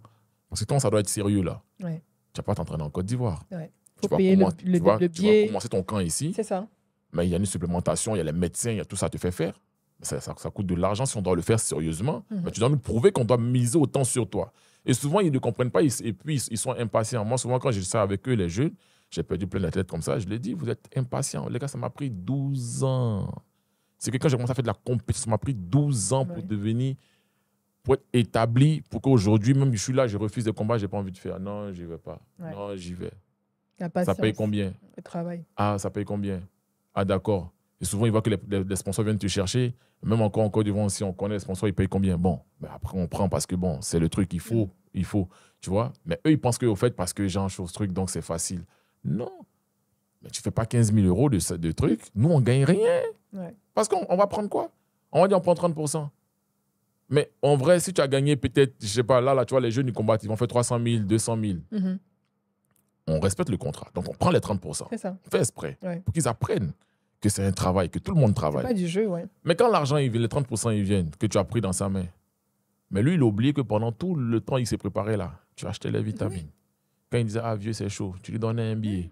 Ah, attends. Donc, en vrai, là, tu as peut-être pris 90 000, Mais les 90 000 là sont passés dans tous les faux frais. Tu as dépensé plus, en fait.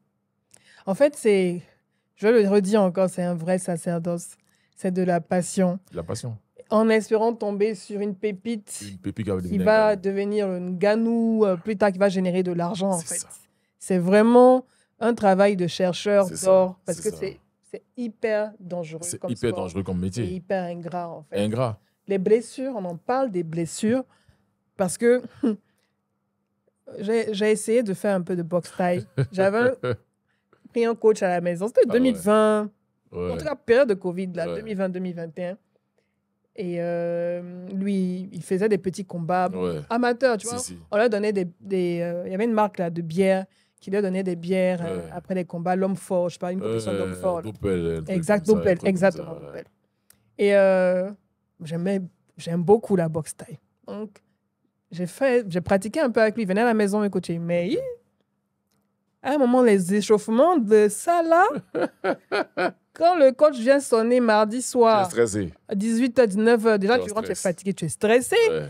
et tout parce que les gauches-droites, uppercut, à un moment donné, Genoux, les nananis. genoux, surtout. Genou je vide, dis, en mais plus, lui.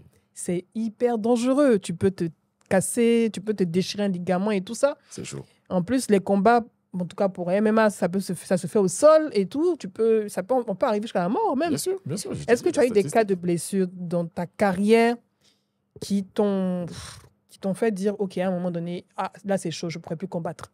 Des blessures hyper graves, ou peut-être des cas que tu as vus qui ont même débouché sur la mort. Ouais, moi, j'ai pas vu de cas directement qui ont débouché sur la mort, mais j'ai assisté à Des blessures spectaculaires. Spectaculaires de ouf. Tu vois, le gars, il se mange un... Le premier truc comme ça que je vois, c'est en Thaïlande. C'est en 2015. On est en Thaïlande et la compétition commence. Donc, on est dans le stade. Il y a plusieurs rings, 2-3 rings. Et tout le monde est dans le stade, les pays, tout le monde est là. Donc, il y a une ambiance. Bon, là, je suis posé, on regarde les combats et tout. Et il y a un Israélien contre un Thaïlandais. Le fight commence. Bon, on voit le Thaïlandais, c'est chez eux. On dit, il est favori. C'est son sport. C'est son sport. Mais la clim dans la chaleur que l'Israélien il a mis à la Thaïlande le jour-là. La clim. Il y avait une fait Krav Maga ou quoi? Ils ont commencé taf. Le Thaïlandais avançait sur lui, l'Israélien reculait. Un coup, il envoie un coup de pied retourné à la Jean-Claude Van Damme. Mais en plein menton, le gars, il avançait, il avait un peu sauté façon là. Donc, il a pris le coup en l'air. Il s'est raidi comme un bois mort. Il a sauté légèrement, donc peut-être qu'il était à quoi, 20 cm du sol. Et donc, il est tombé de tout son long comme ça. Boum! On s'est regardé comme ça, les collègues. Oh. Comme dans les films de Jean-Claude Van Damme qu'on regardait là. Genre, quand les gars se mettent un KO dans la compétition et puis tout le monde se regarde comme ça. C'est ça qu'on venait vivre ici. Tu nous as envoyé. Où ils nous ont envoyé, tu vois? Est-ce qu'il est vivant? Le gars, il est sorti. Et déjà, les brancardiers sont montés.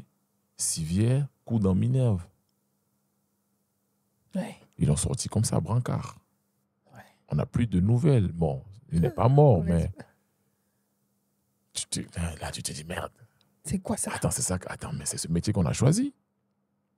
Parce que tu peux recevoir un coup dans la jugulaire ici et puis... Il y a des gens qui ont pris des KO terribles. Oui, des gens sont morts sur des KO.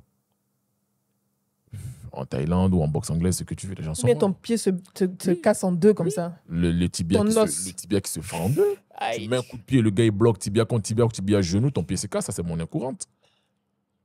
Des côtes cassées, des côtes fêlées, c'est monnaie courante. L'avant-bras qui saute, c'est monnaie courante. Les doigts qui se cassent, le gros orteil qui se casse, fracture ouverte, c'est monnaie courante. Pourquoi on s'inflige ça? Il y a des gens qui ont vécu des traumatismes terribles. Ils ont pris des coups de genou au menton. Traumatisme crânien. Traumatisme crânien, mais encore traumatisme, c'est bon. Boîte crânienne cassée, fissurée. On est dans une activité qui est trop dangereuse. Et moi, c'est pour ça que je dis aux jeunes d'arrêter de regarder les réseaux sociaux et de penser, de voir que le côté bling-bling et tout ce qui est beau. C'est un vrai métier. C'est comme quand tu deviens soldat. Mais nous, par contre, contrairement aux soldats, c'est qu'on n'attend pas qu'il y ait la guerre mondiale ou bien la guerre en deux pays. C'est que nous, tous les jours, on fait la guerre. Parce que même à l'entraînement, là, ça ne tire pas à blanc. Ouais. C'est qu'eux font l'entraînement, les soldats, ça tire à blanc. Mm.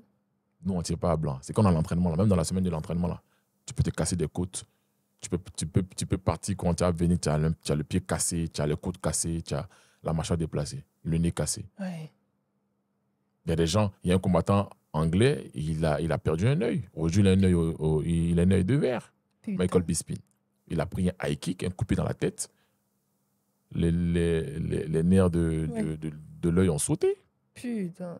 Ils ont Désolé, dû je fais des ils ont putains, dû putain, mais l'opérer. vraiment, je suis tellement dépassée. Moi, je le dis aujourd'hui pour que, au fait, les jeunes ils comprennent que, au fait, on ne vient pas à ça par mode. Ouais. C'est pas la mode. C'est pas fun. C'est pas fun du tout. On est dans un métier qui est dangereux et qui est difficile mentalement. Ouais. Faut pas regarder, genre, tu vas venir soulever les petits gars au quartier, ils vont être contents. Ah, le champion. Le champion, il fait Mais boxe oui, time. ah, le champion, il fait box taille. Et que tu vas être en mode, les gars te parlent et tout. Si c'est pour ça que tu veux venir faire ça là, faut aller faire autre chose. Va chercher ta hype ailleurs. Ouais. Parce que si tu viens que pour la hype, tu vas être de la chair à canon. Et parce que quand chaque combattant il monte, lui, il monte pour ça $1 million qu'il rêve de gagner demain comme Ngannou. Donc, Ouais. toi, au fait, tu as une marche Pour arriver pour à- aller là-bas. Et si toi, tu ne viens pas pour les bonnes raisons et qu'il est là pour ça, bah lui, il va faire son travail. Hein. Il va te dézinguer. Il va faire son travail. Ouais. Et lui, s'il fait son travail que toi, tu n'es pas prêt à assumer, bah, tu vas le regretter. Ouais. Et tu vas dire que oui, ce sport-là, c'est lent, on ne gagne pas l'argent vite. Si, on gagne l'argent vite. Tu peux gagner l'argent vite. Mais il faut assumer. Faut assumer. Il faut assumer de vivre les choses dans le truc. Ouais. Moi, j'ai des blessures. Je n'ai pas encore eu de... La seule blessure grave que j'ai eue, c'est récemment, c'est l'année passée. Mm. Il y a un an, il y a plus d'un an maintenant. C'était en février de l'année passée, où j'étais en Europe de l'Est, je combattais en Europe de l'Est, où j'ai pris un coup de genou dans les côtes, où j'ai eu 3 côtes fissurées. Purée. Ça m'a pris toute la saison. Je n'ai plus combattu jusqu'à aujourd'hui. Ah, tu peux pas gagner d'argent comme ça. Donc, ça fait un an que, avec mon métier directement, je ne fais pas d'argent Ouais. en tant qu'athlète. Tu t'imagines? Tu Ouais. vois pourquoi je dis aux gens, ce n'est pas un jeu. C'est pour ça qu'une carrière, ça se bâtit.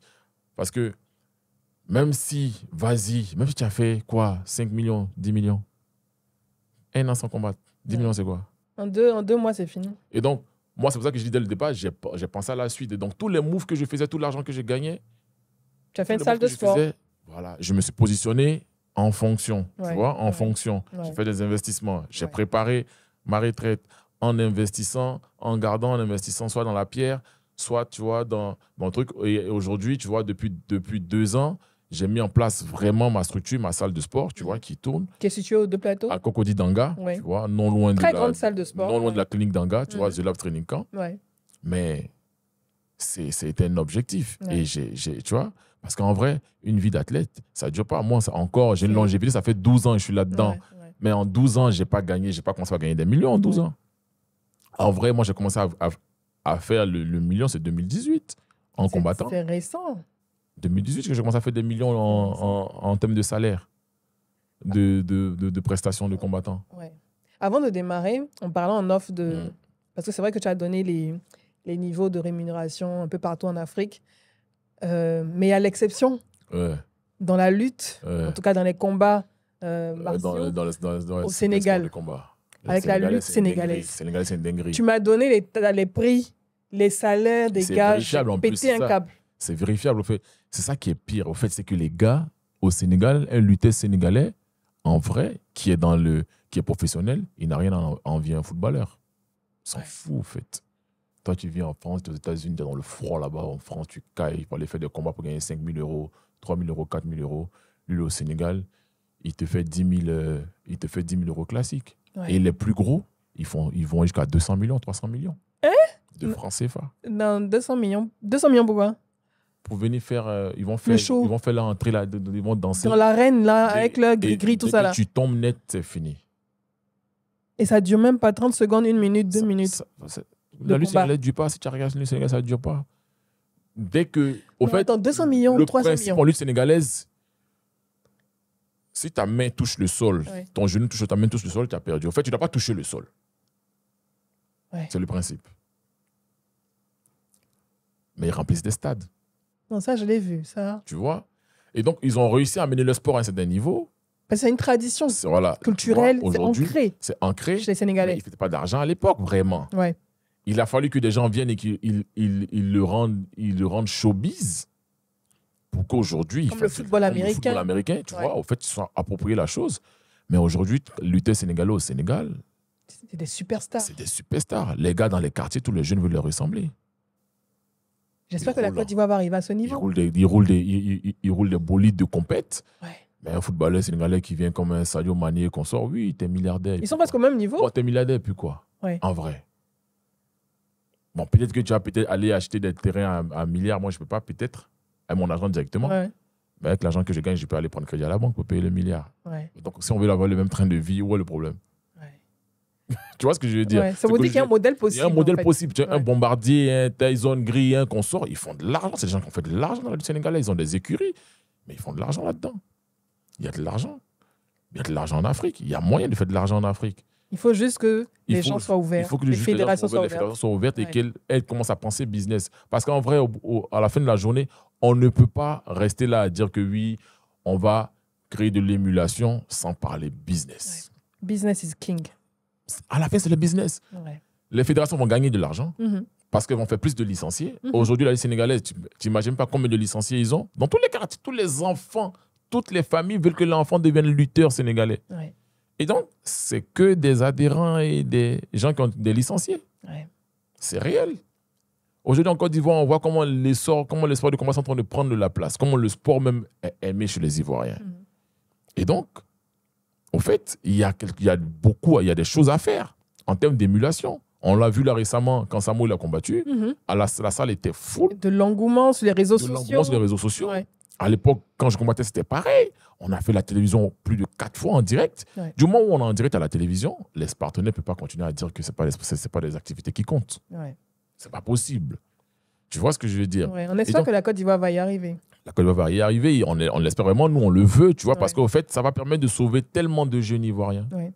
Et moi, au fait, dès le départ, dans ce projet, j'y crois comme ça parce que je sais qu'on peut apporter au travers du sport. Réellement. Voilà. Contre le chômage. Contre le chômage. Ouais. Contre le chômage, réellement, l'oisiveté, parce Ouais. que nos jeunes ont besoin de ça. Ouais. À un moment, il y avait le phénomène de Kadhafi et consorts. On n'a pas dit que ça va éradiquer la drogue Mhm. ou l'oisiveté. C'est pas ce qu'on dit. Parce que même avec tous les efforts que ces grands pays font, l'oisiveté demeure. Mais il faut donner des alternatives saines à la jeunesse. Exactement. Et nous, c'est pour ça qu'on se bat depuis. Tu vois, on se dit, on véhicule le message. À chaque fois qu'on a des responsables politiques, étatiques et consorts, ou bien des responsables de sociétés et consorts, on le dit, il faut penser au RSE, les gars. Ouais. C'est très important. Il faut penser au RSE. Oli, d'où est-ce que tu viens? Quand je t'ai présenté, j'ai parlé de Soubré. Yeah. Tu es originaire de Soubré. On est quoi, l'Ouest? C'est dans le plus grand barrage. Ah ouais, et puis, c'est vrai. sinon, la coupe de barrage, on n'est plus courant. Ah bon, d'accord. malgré ça, on a un peu de coupure de courant aussi quand même. Non, mais c'est parce que. Il y a la sécheresse, quoi. C'est parce que. Donc, tu es originaire c'est la boucle du cacao. C'est la boucle du cacao. Ouais. Tu vois, on a le cacao, on a le barrage. Ouais, c'est là-bas que je suis né de là-bas. Je suis originaire de Soubré. Mhm. Je suis bêté de Soubré. Ah, tu es bêté de Soubré. Je suis bêté de Soubré. Oli, là, c'est rare, non? Je l'ai bêté. Moi, je suis bêté d'Issia. D'Issia. Bon, mon père est Agni. C'est ma mère qui est bêté et tout. Mais Oli, c'est vrai que. C'est vrai que oui. C'est pas un nom très courant chez les bêtés. Ouais, c'est pas un nom très courant. Nous, on vient du village de Sayo. Ok. Du village de Sayo, et c'est sur la route, quand tu quittes Soubré pour aller vers Gagnoa, tu vois, c'est sur la route. Et moi, j'ai grandi, je suis né à Soubré, j'ai grandi à Soubré, j'ai fait mes premiers. Tu as fait ton école là-bas. Là-bas, je suis venu à Abidjan, j'avais 12 ans. Qu'est-ce qui t'a envoyé à Abidjan? L'école? L'école, non, ma mère, au fait, ma mère avait quitté Soubré et était venue continuer ses études à Abidjan. Mhm. Bon, tu connais, à l'époque, les parents, ils grandissent, ils vont chercher l'aventure. Donc, quand tu es en Afrique, tu vas à la capitale. C'est ça, l'exode rural. L'exode rural. Donc, ma mère, elle a fait son exode. Avec les études et tout, elle est venue à Abidjan. Ouais. Et par la suite, elle a commencé à travailler à Abidjan. Moi, j'étais à Soubré avec mes grands-parents encore. Okay. Et mon grand-père y est encore à Soubré, le vieux Célestin Kaché-Kennedy. On le salue. On le salue. Salut, papy. Salut, papy. Et moi, j'ai grandi là-bas. Donc, j'étais là-bas quand ma mère est venue toute jeune. Elle m'a eu toute jeune. Elle avait 16 ans. Tu vois, son âme, maman. Elle avait 16 ans. Elle m'a eu toute jeune, tu vois. Et donc, après ça, elle fait ses études. Tu as un enfant, donc tu réagis plus pareil. Elle avait perdu sa mère. Ma grand-mère est décédée, j'avais 4 ans. Donc, elle a perdu sa mère et tout. C'est la plus grande de la famille. Tu connais. Donc, il faut... Les responsabilités. Responsabilité qui arrive très tôt. Mon grand-père était déjà retraité, tu vois. Et donc, elle est venue à Abidjan. Et ton père? Mon père, je n'ai pas grandi avec. Et quand je l'ai connu en 2010. C'est là qu'on s'est revus. En 2010, avant la crise. 2012, il est décédé. Donc, en vrai, moi, je suis orphelin de père et de mère.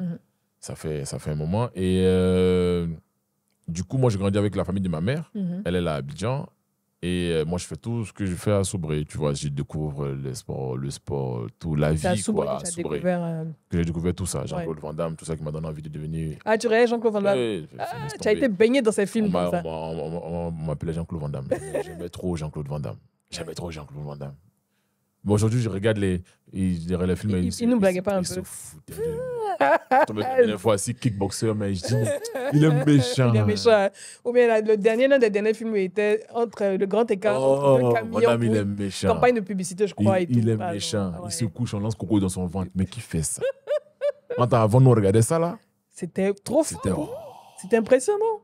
Bruce Lee aussi avec. C'était quoi? L'île. Ah oui, je vois le film. Le truc sur l'île là. Oui, si. Le combat sur l'île et tout, là, où il y avait les Chuck Norris et consorts. Laisse tomber. On a grandi dans les vidéoclubs à Soubré. Ouais. Et moi, très tôt, tu vois, j'avais ma mère, tu vois, j'avais beaucoup de colère. Il y avait la figure paternelle. Voilà, et tu vois, donc j'avais beaucoup de colère, tu vois ce que je dis, ma mère n'était pas là à cause des études, tout ça. Donc, en fait, j'ai grandi avec beaucoup d'énergie, beaucoup d'envie, tu vois, de prouver, tu vois, de ne pas me laisser faire, tu vois ce que je dis. Donc, j'étais très difficile comme enfant, très difficile. J'étais pas facile. Et voilà, je pense que le sport, moi, très tôt, on va parler comme les entrepreneurs, là, tu vois, très tôt. Le storytelling. C'est ça, le storytelling, tu vois, très tôt. J'ai démarré, tu vois, très tôt. Je pense que moi, j'ai vraiment baigné dans le sport très tôt, tu vois, avec les grands frères au quartier, les plus grands, tu vois, 3 ans de plus, 4-5 ans. Tu ne te laissais pas faire. Je ne me laissais pas faire. C'est que moi, ils savaient que j'ai perdu beaucoup de combats, mais ils savaient que moi, si tu m'as chauffé, je te démarre. Ouais. Je te démarre à la suite, on va voir. C'est pas mon problème. C'est que la suite, tu lances seulement, ouais. Tu vois, et donc, du coup, comme j'avais ça, je passais beaucoup de temps à aller au vidéoclub, à regarder les vidéos de Jean-Claude Van Damme. C'est pour ça qu'on m'appelait Jean-Claude Van Damme. Et je passais mon temps à mimer. Ouais. Je mimais, j'apprenais. Tu vois, et jusqu'à 12 ans, j'aimais vraiment ça. Donc, j'ai fait ça jusqu'à ce que je vienne à Abidjan. Avant ça, je n'avais jamais fait d'armation avec un maître et consort. Jamais. J'arrive à Abidjan et ma mère me reprend quand elle est installée. Maintenant, tu vois, elle me récupère. Dans quel quartier? À Koumassi. Koumassi Sikoji. Il y a beaucoup de champions qui viennent de Koumassi. Hein. Sissé Chek, Rick Babi. C'est nous, on fait le pays. Sport, là, c'est Cynthia Krabé. Tu vois, Eric Baye, consort, c'est nous. Si. Peut-être que Tourbassi l'a fouillé, mais peut-être qu'il était à Koumassi aussi. Tu as vu, non? C'est ça aussi, tu vois. Et donc, en vrai, je suis à Koumassi. C'est à Koumassi que moi, je commence vraiment. Là, je viens à Abidjan. Là, maintenant, on n'est plus à Soubré. Donc, il y a un peu plus de moyens. Il y a Canal+, tu vois. Ouais.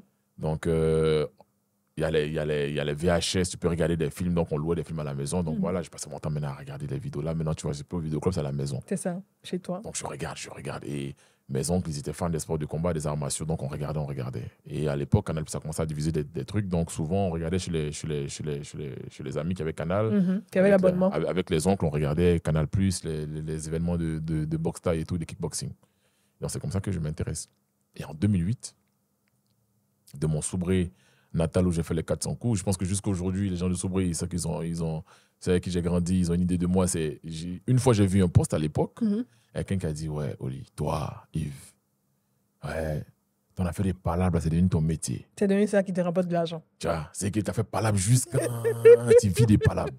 Tu vis des palabres. Tu vois, ouais. Et c'est réel parce que moi, j'aimais ça, tu vois, le contact. Un peu comme Ganou, hein. Tu frappes pour... On frappe pour vivre, tu vois ce que je dis, on frappe pour vivre, tu vois. Et moi, c'est ce que je dis souvent aux jeunes, si t'as pas aimé, si t'as pas été bagarreur, ça va être difficile pour toi d'être combattant. Ouais.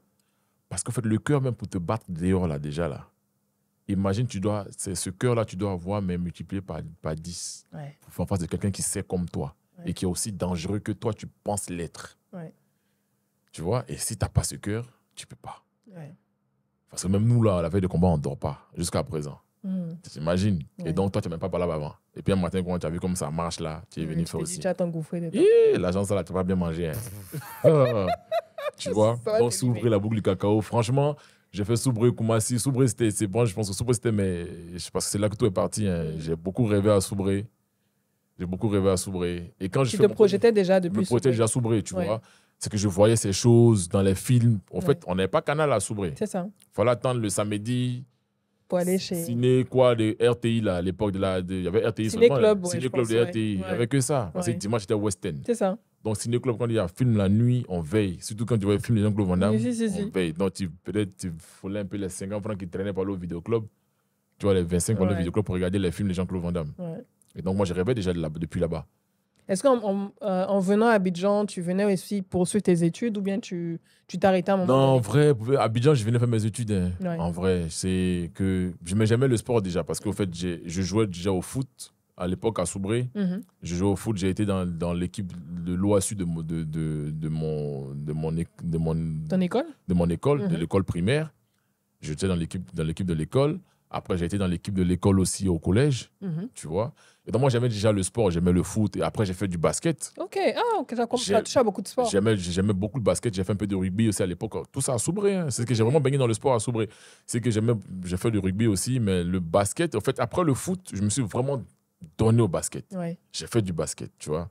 J'ai fait du basket. J'ai même poussé mon grand-père à mettre un panier de basket à la maison. Ah ouais. Tu vois, dans la cour, il n'aimait pas le bruit de la raquette, mais Si. j'ai poussé, papa, pardon, grand-papa, pardon, il a mis. Pour te dire à quel point j'aimais le basket. Ouais. Et jusqu'à aujourd'hui, je regarde plus de basket que je regarde de sport de combat. Ok. Tu joues encore du basket? Je joue plus, mais je regarde beaucoup. Ok. Je suis un grand fan, tu vois, je regarde beaucoup. Plus que le foot même aujourd'hui. Mhm. Parce que bon, le foot, j'ai arrêté de regarder depuis 2010. Moi, aujourd'hui, là, ils ne jouent pas ballon. Ça me fatigue, ça m'énerve. Ça, c'est un autre Cette débat. génération-là, ils sont là, c'est pour faire Après quoi? Après Drogba, c'est quoi. pour teindre cheveux. Quand Drogba, la génération de Drogba, quand ils sont partis là. Si. 2010, Coupe du Monde en Afrique du Sud, quand c'est fini. Ouais. Déjà, même quand il y a eu fin des Zidane, là, 2006, déjà. Ouais. Tu j'étais t'es déconnecté plus trop un dedans. peu. Mais ça fait, on a eu notre 3 étoiles. Notre Tu vois? troisième étoile. Oui, Dieu merci, Dieu merci. Mais j'étais vraiment dans le sport. Et moi, quand j'arrivais à Abidjan, Mhm. à l'école aussi, Comment tu t'en sortais à l'école? je m'en sortais très bien. Mm. Je m'en sortais très bien. Surtout quand je suis arrivé au collège, tu Ok. vois. Parce que, bon, tu vois, il y a une période là, quand t'es enfant, il y a des périodes où L'adolescence, tu vois. Donc, j'arrive à l'école, ça allait. À partir de 5e, j'ai commencé à déconner parce que, bon, la puberté commence à arriver. Ouais. Tu vois, Les hormones. Voilà, 12-13 ans, je Mm. commençais à péter en mode et tout. Et donc, c'est à ce moment-là que Dieu merci, ma mère me récupère. Parce que je commençais à tourner un peu court. Ouais. Comme ça tourne un peu court. Et vraiment, je pense qu'elle a été inspirée par Dieu là, à cette période-là de me récupérer. Ouais. Et moi, je dis que moi, mon meilleur exemple, mon exemple de réussite, c'est pas les qui tu veux, je sais pas quoi, moi, c'est ma maman. Ouais. Parce que cette dame-là, comme je dis, tu vois, elle m'a eu à 16 ans, elle a connu des difficultés avec sa famille, avec son père à 16 ans, elle a dû partir de la maison, tout ça. Mais elle s'est construite, tu vois. Elle s'est construite jusqu'à à me construire derrière, tu vois. Ouais. Elle a fait le choix de me laisser. Malgré Il faut chercher. la douleur que ça pouvait lui causer, pour aller se chercher, d'abord s'établir elle, du mieux qu'elle pouvait, et derrière, elle m'a fait venir quand elle avait le minimum qu'elle espérait pour me donner, pour s'occuper de moi, tu vois. Et donc, je l'ai vu naviguer comme ça jusqu'à avant son décès à atteindre les objectifs qu'elle voulait, tu vois. Et pour elle, c'était pas assez parce qu'elle avait toujours cette envie-là d'aller un peu plus loin, Ouais. tu vois ce que j'ai dans sa carrière professionnelle. Et tu vois, c'est cette femme-là que moi j'ai vu faire, tu vois ce que je veux dire. Et moi, pour moi, c'est mon meilleur exemple, tu vois. C'est que tu peux partir de rien. Ouais. De rien. Et à force de travail, avec du courage, de la persévérance, et si tu es croyant, que tu crois en Dieu, tu vas y arriver, Ouais. tu vois. Et donc, quand j'arrive à Abidjan, enfant turbulent, compliqué à Koumassi, compliqué. Tu vois, c'est l'adolescence qui arrive, C'est là. ça. Donc, tu as des comportements, tu as des trucs aujourd'hui, on le voit avec nos enfants, ou bien nos neveux, les trucs, Ouais, tu vois, on ouais. t'appelle petit ton neveu, il a fait ci, Tu regardes es l'âge, impoli et tout tu es ça. impoli, tu vois, Ouais. impoli, mais terrible. Ouais. Terrible. Moi, j'étais très compliqué, hein, difficile. J'étais très difficile, je me bagarrais avec mes oncles, mes tantes, tout ça. Ah, ça. Mais au bout d'un moment, ma mère était obligée de me tabasser. Ouais. Ma maman, elle m'a tapé jusqu'à en seconde. Tu étais une tête brûlée. Hein? Tête brûlée, mais Dieu merci qu'elle avait force. Quoi. Ouais, Tu vois, ouais. ma mère, elle était dans la police nationale. Ah ouais. Quand elle est partie, elle était dans la police nationale. Là, je pense que 95, elle est entrée à la police nationale. Mhm. Et donc, elle était dans la police nationale. Et après, elle est juste allée dans les unités spécialisées. Tu vois, elle a fait la drogue, tout ça, les services, ceux qui ont fait, comment on appelle ça, les stupes. Mhm. Tu vois, elle a fait beaucoup de Et cellule spécialisées. anti-drogue et tout ça. Anti-drogue, tout ça. Donc, Ouais. du coup, elle a eu beaucoup de compétences. Et elle-même, déjà, mon côté palabreux, téméraire, je l'ai pris d'elle. Parce que déjà, elle-même à l'école, déjà, elle était, tu vois, Elle avait du caractère. on convoquait beaucoup mon grand-père Ah ouais. à cause de ses faits. Et chien ne fait pas chat. Ouais. À cause de ses, tu vois, de ses faits d'armes à l'école. Parce Ouais. que elle tabassait les gens, garçons, femmes. Ah, ça. Même les garçons, ils passaient. Ses frères, même, ils avaient peur d'elle. Pour te dire à quel point. C'est vraiment ton inspiration. Tu vois? Et donc, au fait, moi, je grandis même sans savoir ça. Moi, c'est après que je le sais. Quand Ok. après, les gens me voient que je commence à faire ça, ils disent, mais ta maman même, là. Tu sais qu'elle était comme ça, elle était comme ça. Je rigolais, tu vois? Ouais. Mais je l'ai vu faire. Quand je suis arrivé, je l'ai vu faire, tu vois, dans son travail et tout, comme elle est montée en grade. À force de travailler, elle était tout le temps, ses permanences, elle était tout le temps là-bas. Et comment elle gérait ses staffs et tout, tu vois? Et moi, tu vois, je la regardais faire. Tu vois? Avec sa casquette de chef. Mhm. Quand elle est devenue chef à la police, tu vois, le lieutenant. Même quand elle était sergent-chef et tout ça, mais la façon dont elle traitait ses compagnons, Mhm. tu vois, Tes collègues. ses collègues de service et tout, et le respect qu'il lui donnait, je la regardais, je dis, ouais, mais après, au fait, être chef, ça ne veut pas dire marcher sur les autres, au fait, Ouais. en vrai. C'est être leader. C'est être leader. Mhm. Et un leader, en fait, c'est quelqu'un qui inspire les autres. Même Ouais. ses collègues, les gens avec qui, même ses patrons, à dire, ah ouais, quand même. C'est ça qui t'a inspiré, je C'est pense, ça qui sa m'a carrière dans la police qui t'a inspiré à faire C'est ça. criminologie. A fait criminologie. Et moi, à la base, je voulais faire du droit. J'ai commencé par économie. Après, Tu étais quoi? Tu étais bon. Tu as fait C ou bien j'ai série fait C la ou terminale C, là? D. Terminale tu D. vois. Ok. Après, enfin, à l'époque, personnel, j'ai mon oncle, tonton Mexan, qui lui, il était économiste. Mhm. Tu vois. À l'époque du PNDDR, CNDDR, je sais pas quoi, PNDDR, là, il travaillait là-bas en tant qu'expert comptable et tout, nanani. Donc, lui, il était en mode économie. Mhm. À la maison, il nous disait, parce qu'en fait, j'étais à l'assiette avec ma mère, mais je suis resté à commencer pour aller à l'école. Oui. Donc, du coup, j'étais chez mon oncle, Mhm. tu vois. Et lui, il était à fond dans l'économie. Donc, il nous poussait, économie, les maths, Oh, il nous a fatigués, probabilité. Oh, il nous a fatigués. Donc, quand on a le bac, on va s'inscrire en économie. Bien sûr. Moi et son fils, tu vois, mon cousin. Ouais. C'est vraiment que mon cousin, lui, génétiquement, il a reçu ça de son papa. C'est ça. Raphaël, lui, Ça l'économie, coulait de aujourd'hui, il fait économie. Ouais. Aujourd'hui, il est expert comptable. Il a fait ses études d'économie, il a fini tout. Son master en économie, il a fini. Ouais. Il travaille pour une grosse boîte de la place. Tu vois, il est chef de service à San Pedro, tout ça. Mhm. C'était sa destinée. Ouais. Tu vois, parce que mine de rien, en vrai, il y a des facultés, les choses, c'est héréditaire quand même, tu vois. Exactement. Et moi, je fais ça, je dis, économie. Après l'année qui suit, je laisse. Tu vois, je me consacre vraiment à mon sport. Je Mhm. m'entraîne. Au bout d'un moment, je dis, moi, j'aime le droit, tu vois. Du coup, je dis, je vais faire le droit. Mais après, la faculté de droit ne me reçoit pas quand je demande. Et du coup, parce que c'est un peu compliqué quand tu as fait déjà une truc au public, en tout cas. Hein, ça, on était c'est au public compliqué, ouais. à l'université. Donc, il faut aller faire cours du soir et qu'on sort. Après, c'était compliqué. Donc, j'ai entendu dire qu'il y avait criminaux. Du coup, je me dis, il y a criminaux. Ah ouais, quand même. Du coup, je me renseigne là-dessus. Mhm. Je me rends compte qu'il y a du droit. Il y a toujours des maths. Il y a de la psychologie. Il y a de la sociologie. Mhm. Je dis, mais bon, pourquoi je m'emmerde en fait? Ouais. Moi, en vrai, j'aime beaucoup le questionnement. Tu vois, j'aime réfléchir, j'aime pas les choses qui sont fixes, tu vois. Ouais. Je regarde ça, je me dis, d'accord. Et je me renseigne sur les métiers on peut faire derrière, Débauché, tout ça. débaucher dessus, mais en vrai, il n'y a pas ici. Ouais. Les métiers, en vrai, de criminologue. Quoi, il y a la police scientifique, Aujourd'hui, commissaire aussi. Ouais, ouais. à l'époque, Ouais. on n'en parlait Pas pas. évident, ouais. C'est pas faire commissaire, bien sûr. Ouais. À l'époque, donc, quand je rentre, déjà dans ma tête, je me dis, OK, soit je fais commissaire, soit je fais lieutenant, comme maman, Ouais. ou je fais commissaire. Moi, elle est déjà dedans. Donc, c'était la facilité pour moi-même de le faire et de sortir et d'aller faire, tu vois. Ouais. D'aller passer concours, tu connais au pays comment Si, ça si, marche, ouais. c'est piston, hein. Ouais. D'aller faire ça. Mais en même temps, moi, tu vois, C'est le sport. non, au fait, le travail qui est plat, les choses qui sont plats comme ça, j'aime pas. La routine. La routine, j'aime pas. Mm. S'il n'y a pas ce truc de dépassement de soi, si j'étais rentré dans la police, je pense que j'aurais fait des unités spécialisées. Mhm. Soit les CRS et Ça consorts. reste, ouais.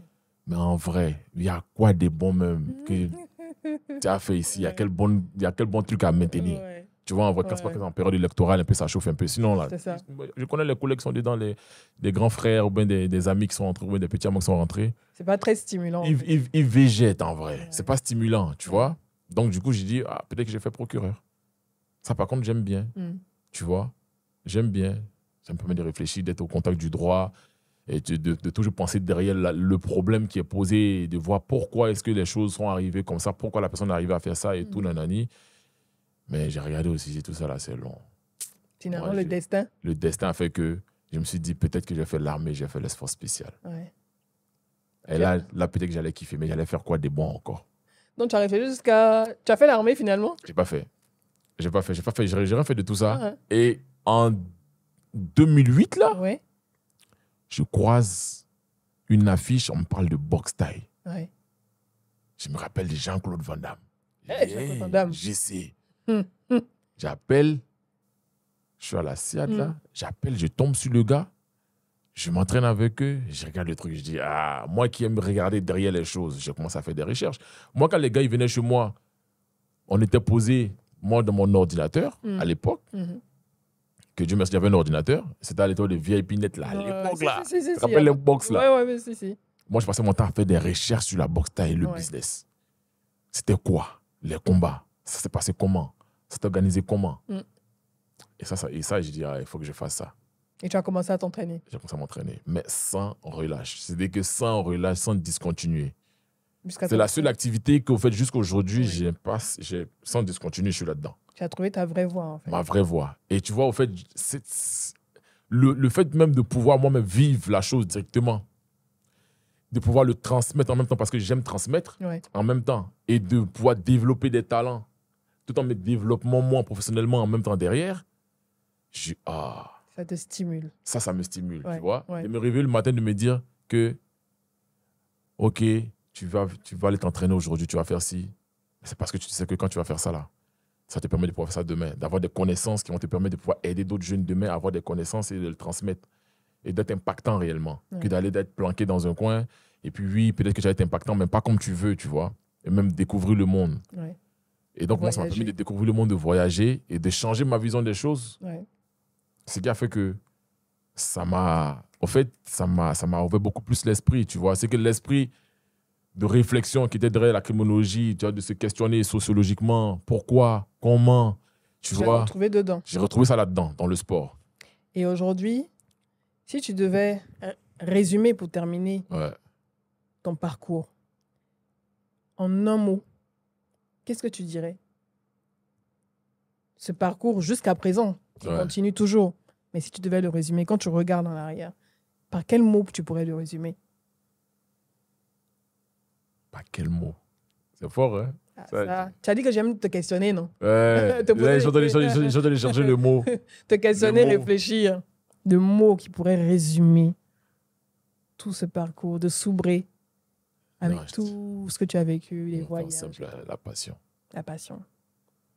Tu respires la passion, en fait. La passion. Au fait, pour moi, je ne peux pas me dégoûter de donner, tu vois ce que je veux dire.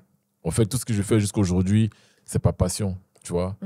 Ce que je donne aux jeunes, je me donne parce que quand je les nourris, ça me nourrit. Exactement. Tu vois, ça nourrit ma passion. Exactement. Quand je les vois réussir, on est dans la difficulté ensemble, ce que j'aurais voulu que moi, on me donne, au fait. Parce que ça, j'ai pas eu ça.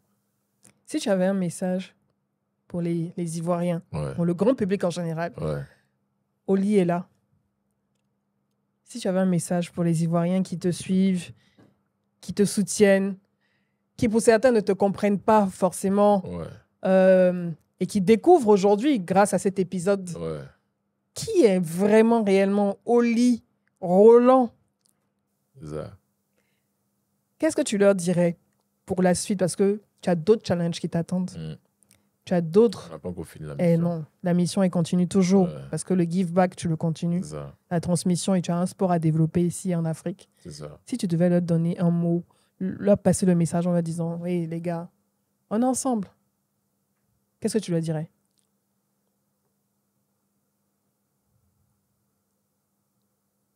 C'est comme tu as dit, on est ensemble, hein, en vrai. C'est une aventure qui a débuté il y a 17 ans. La flamme est toujours là. Oui. Quelle que soit l'adversité, ou bien quelles que soient les victoires, l'adversité, ce qui peut se passer, moi, je n'ai pas fini la mission. Et cette mission-là passe par beaucoup de difficultés. Et moi, je l'ai accepté. Et pour moi, au fait, rien ne vaut ma passion. Tu vois, rien ne vaut ma passion. Et je voulais dire, au fait, d'avoir cet état d'esprit-là. C'est que, moi, je pense que quand Dieu a mis une flamme en nous, c'est pas pour rien. Parce que cette flamme-là, j'aurais pu faire tellement de choses. J'ai même fait rappeur à l'époque. Tu as été rappeur. J'ai même fait ingé son. Ingé son. Ingénieur son. Ouais. J'ai même fait réal. Ah ouais? Beaucoup de casquettes, hein? Mais à la fin de la journée, là, ma flamme, et c'est des choses que j'adorais. Tu vois, quand je prends le basket, j'adore, je regarde, même le foot. Même ma flamme, même l'armée, tu vois, c'est quelque chose qui, quand je vois, tu vois, les films d'action. J'ai des défilés militaires. Des collègues qui étaient dans les sports de combat, ils sont devenus militaires aujourd'hui, qui sont trucs, tu vois, je les regarde, et puis, tu vois, je les regarde, j'ai vu ma passion en eux, tu vois, de ça. Mais ma passion pour mon sport, cette flamme en particulier, les autres talents que Dieu m'a donné, mais ce talent en particulier, je pense que Dieu ne me l'a pas donné pour rien. Et c'est pour ça qu'au fait, je ne me décourage pas, quelle que soit la situation. Et donc, si Dieu t'appelle à une mission, quel que soit ce que tu voudras faire, moi, je pense qu'il faut répondre à l'appel. Tu vas faire d'autres combats pour la suite? Sûrement. Tu souris. Peut-être même que je prépare un autre combat. Peut-être même que je prépare un autre combat. OK. Donc, sûrement, cette année, ils me reverront sur le ring. On a hâte. Au moins une fois ou deux, cette année. Il me reste encore, je le dis souvent, hein, mais il me reste encore peut-être 2 ans. 2 ans? Ouais, pour accrocher réellement et me concentrer. Et on revient avec les organisations de combat. Parce que ma passion, ma flamme, elle est 360. Il y a moi, mais il y a surtout moi en premier plan, mais il y a surtout moi derrière le rideau. Exactement. Qui pousse les autres. Les étoiles à faire briller. Et on va revenir avec les organisations de combat cette année, grâce à Dieu. Mais la passion ne va jamais faiblir. Va jamais faiblir. Et il faut croire en Dieu et au talent qu'il nous a donné. C'est jamais un hasard. On te souhaite plein succès pour ça, pour la suite. Merci beaucoup. Oli, tu pensais que tu avais des choses à dire et que tu les as dites réellement? Non, franchement, je pense qu'on a tout dit. Il y a toujours des choses à dire, hein. Mais je pense qu'on a beaucoup dit. Je pense qu'aujourd'hui, les Ivoiriens savent un peu plus de moi ou bien de... Je pense qu'il y a des choses qu'ils avaient déjà entendues, mais pas dans les détails. Je pense qu'aujourd'hui, ils ont un peu plus de... Comment on appelle ça? Ils ont un peu plus de... C'est un testimony que tu viens de faire. Voilà, tu vois. Ils ont un peu plus d'informations. Et qu'ils sachent que, voilà, peu importe ce qui peut se passer là, dans les sites terrain. Il faut toujours soutenir Oli et toutes les actions qu'il va mener pour la promotion du Muay Thai et tous les autres sports de combat en Côte d'Ivoire et en Afrique. Et en Afrique. Je pense que l'Afrique, c'est demain. Et puis demain, c'est maintenant. Exactement. Merci, Oli. Merci beaucoup, Edith. C'était un plaisir immense pour moi de te recevoir et d'apprendre de ton parcours, de qui est réellement Oli, de découvrir aussi la personne qui t'a inspiré, ta mère, qui est ton modèle par excellence, cette femme qui t'a motivé, malgré les difficultés, qui s'est débattue pour t'offrir un avenir et qui t'a permis de filer droit, et de croire en toi également. Franchement. Et au-delà de tout ça, toi-même, ta passion, tu n'as pas écouté le bruit autour, tu t'es beaucoup questionné pour trouver ton chemin et rester sur ce chemin parce que je crois dans le livre L'Alchimiste, il y a un passage qui dit là où est ton cœur, je crois, là où est ton cœur se trouve ton trésor ou vice-versa. C'est ça. Tu as trouvé ton trésor et c'est là que ton cœur se trouve. C'est ça. Moi, je vous dis merci, comme chaque dimanche. Merci d'être toujours présent, d'être fidèle, de partager, de vous abonner si ce n'est pas encore le cas et surtout de cliquer sur la cloche de notification pour ne rater aucun des prochains épisodes. D'ici là, vous avez la possibilité de laisser vos commentaires, des messages à Oli pour le soutenir, l'encourager. Et si vous avez des contributions à faire pour la promotion du Muay Thai ou si vous voulez venir vous entraîner dans ce club aux Deux Plateaux, vous avez la possibilité de laisser le message. Il les verra, il les lira. Faites attention. Je vous donne rendez-vous pour un autre épisode avec une ou un prochain invité. D'ici là, restez connectés. Je vous adore. Ciao, ciao.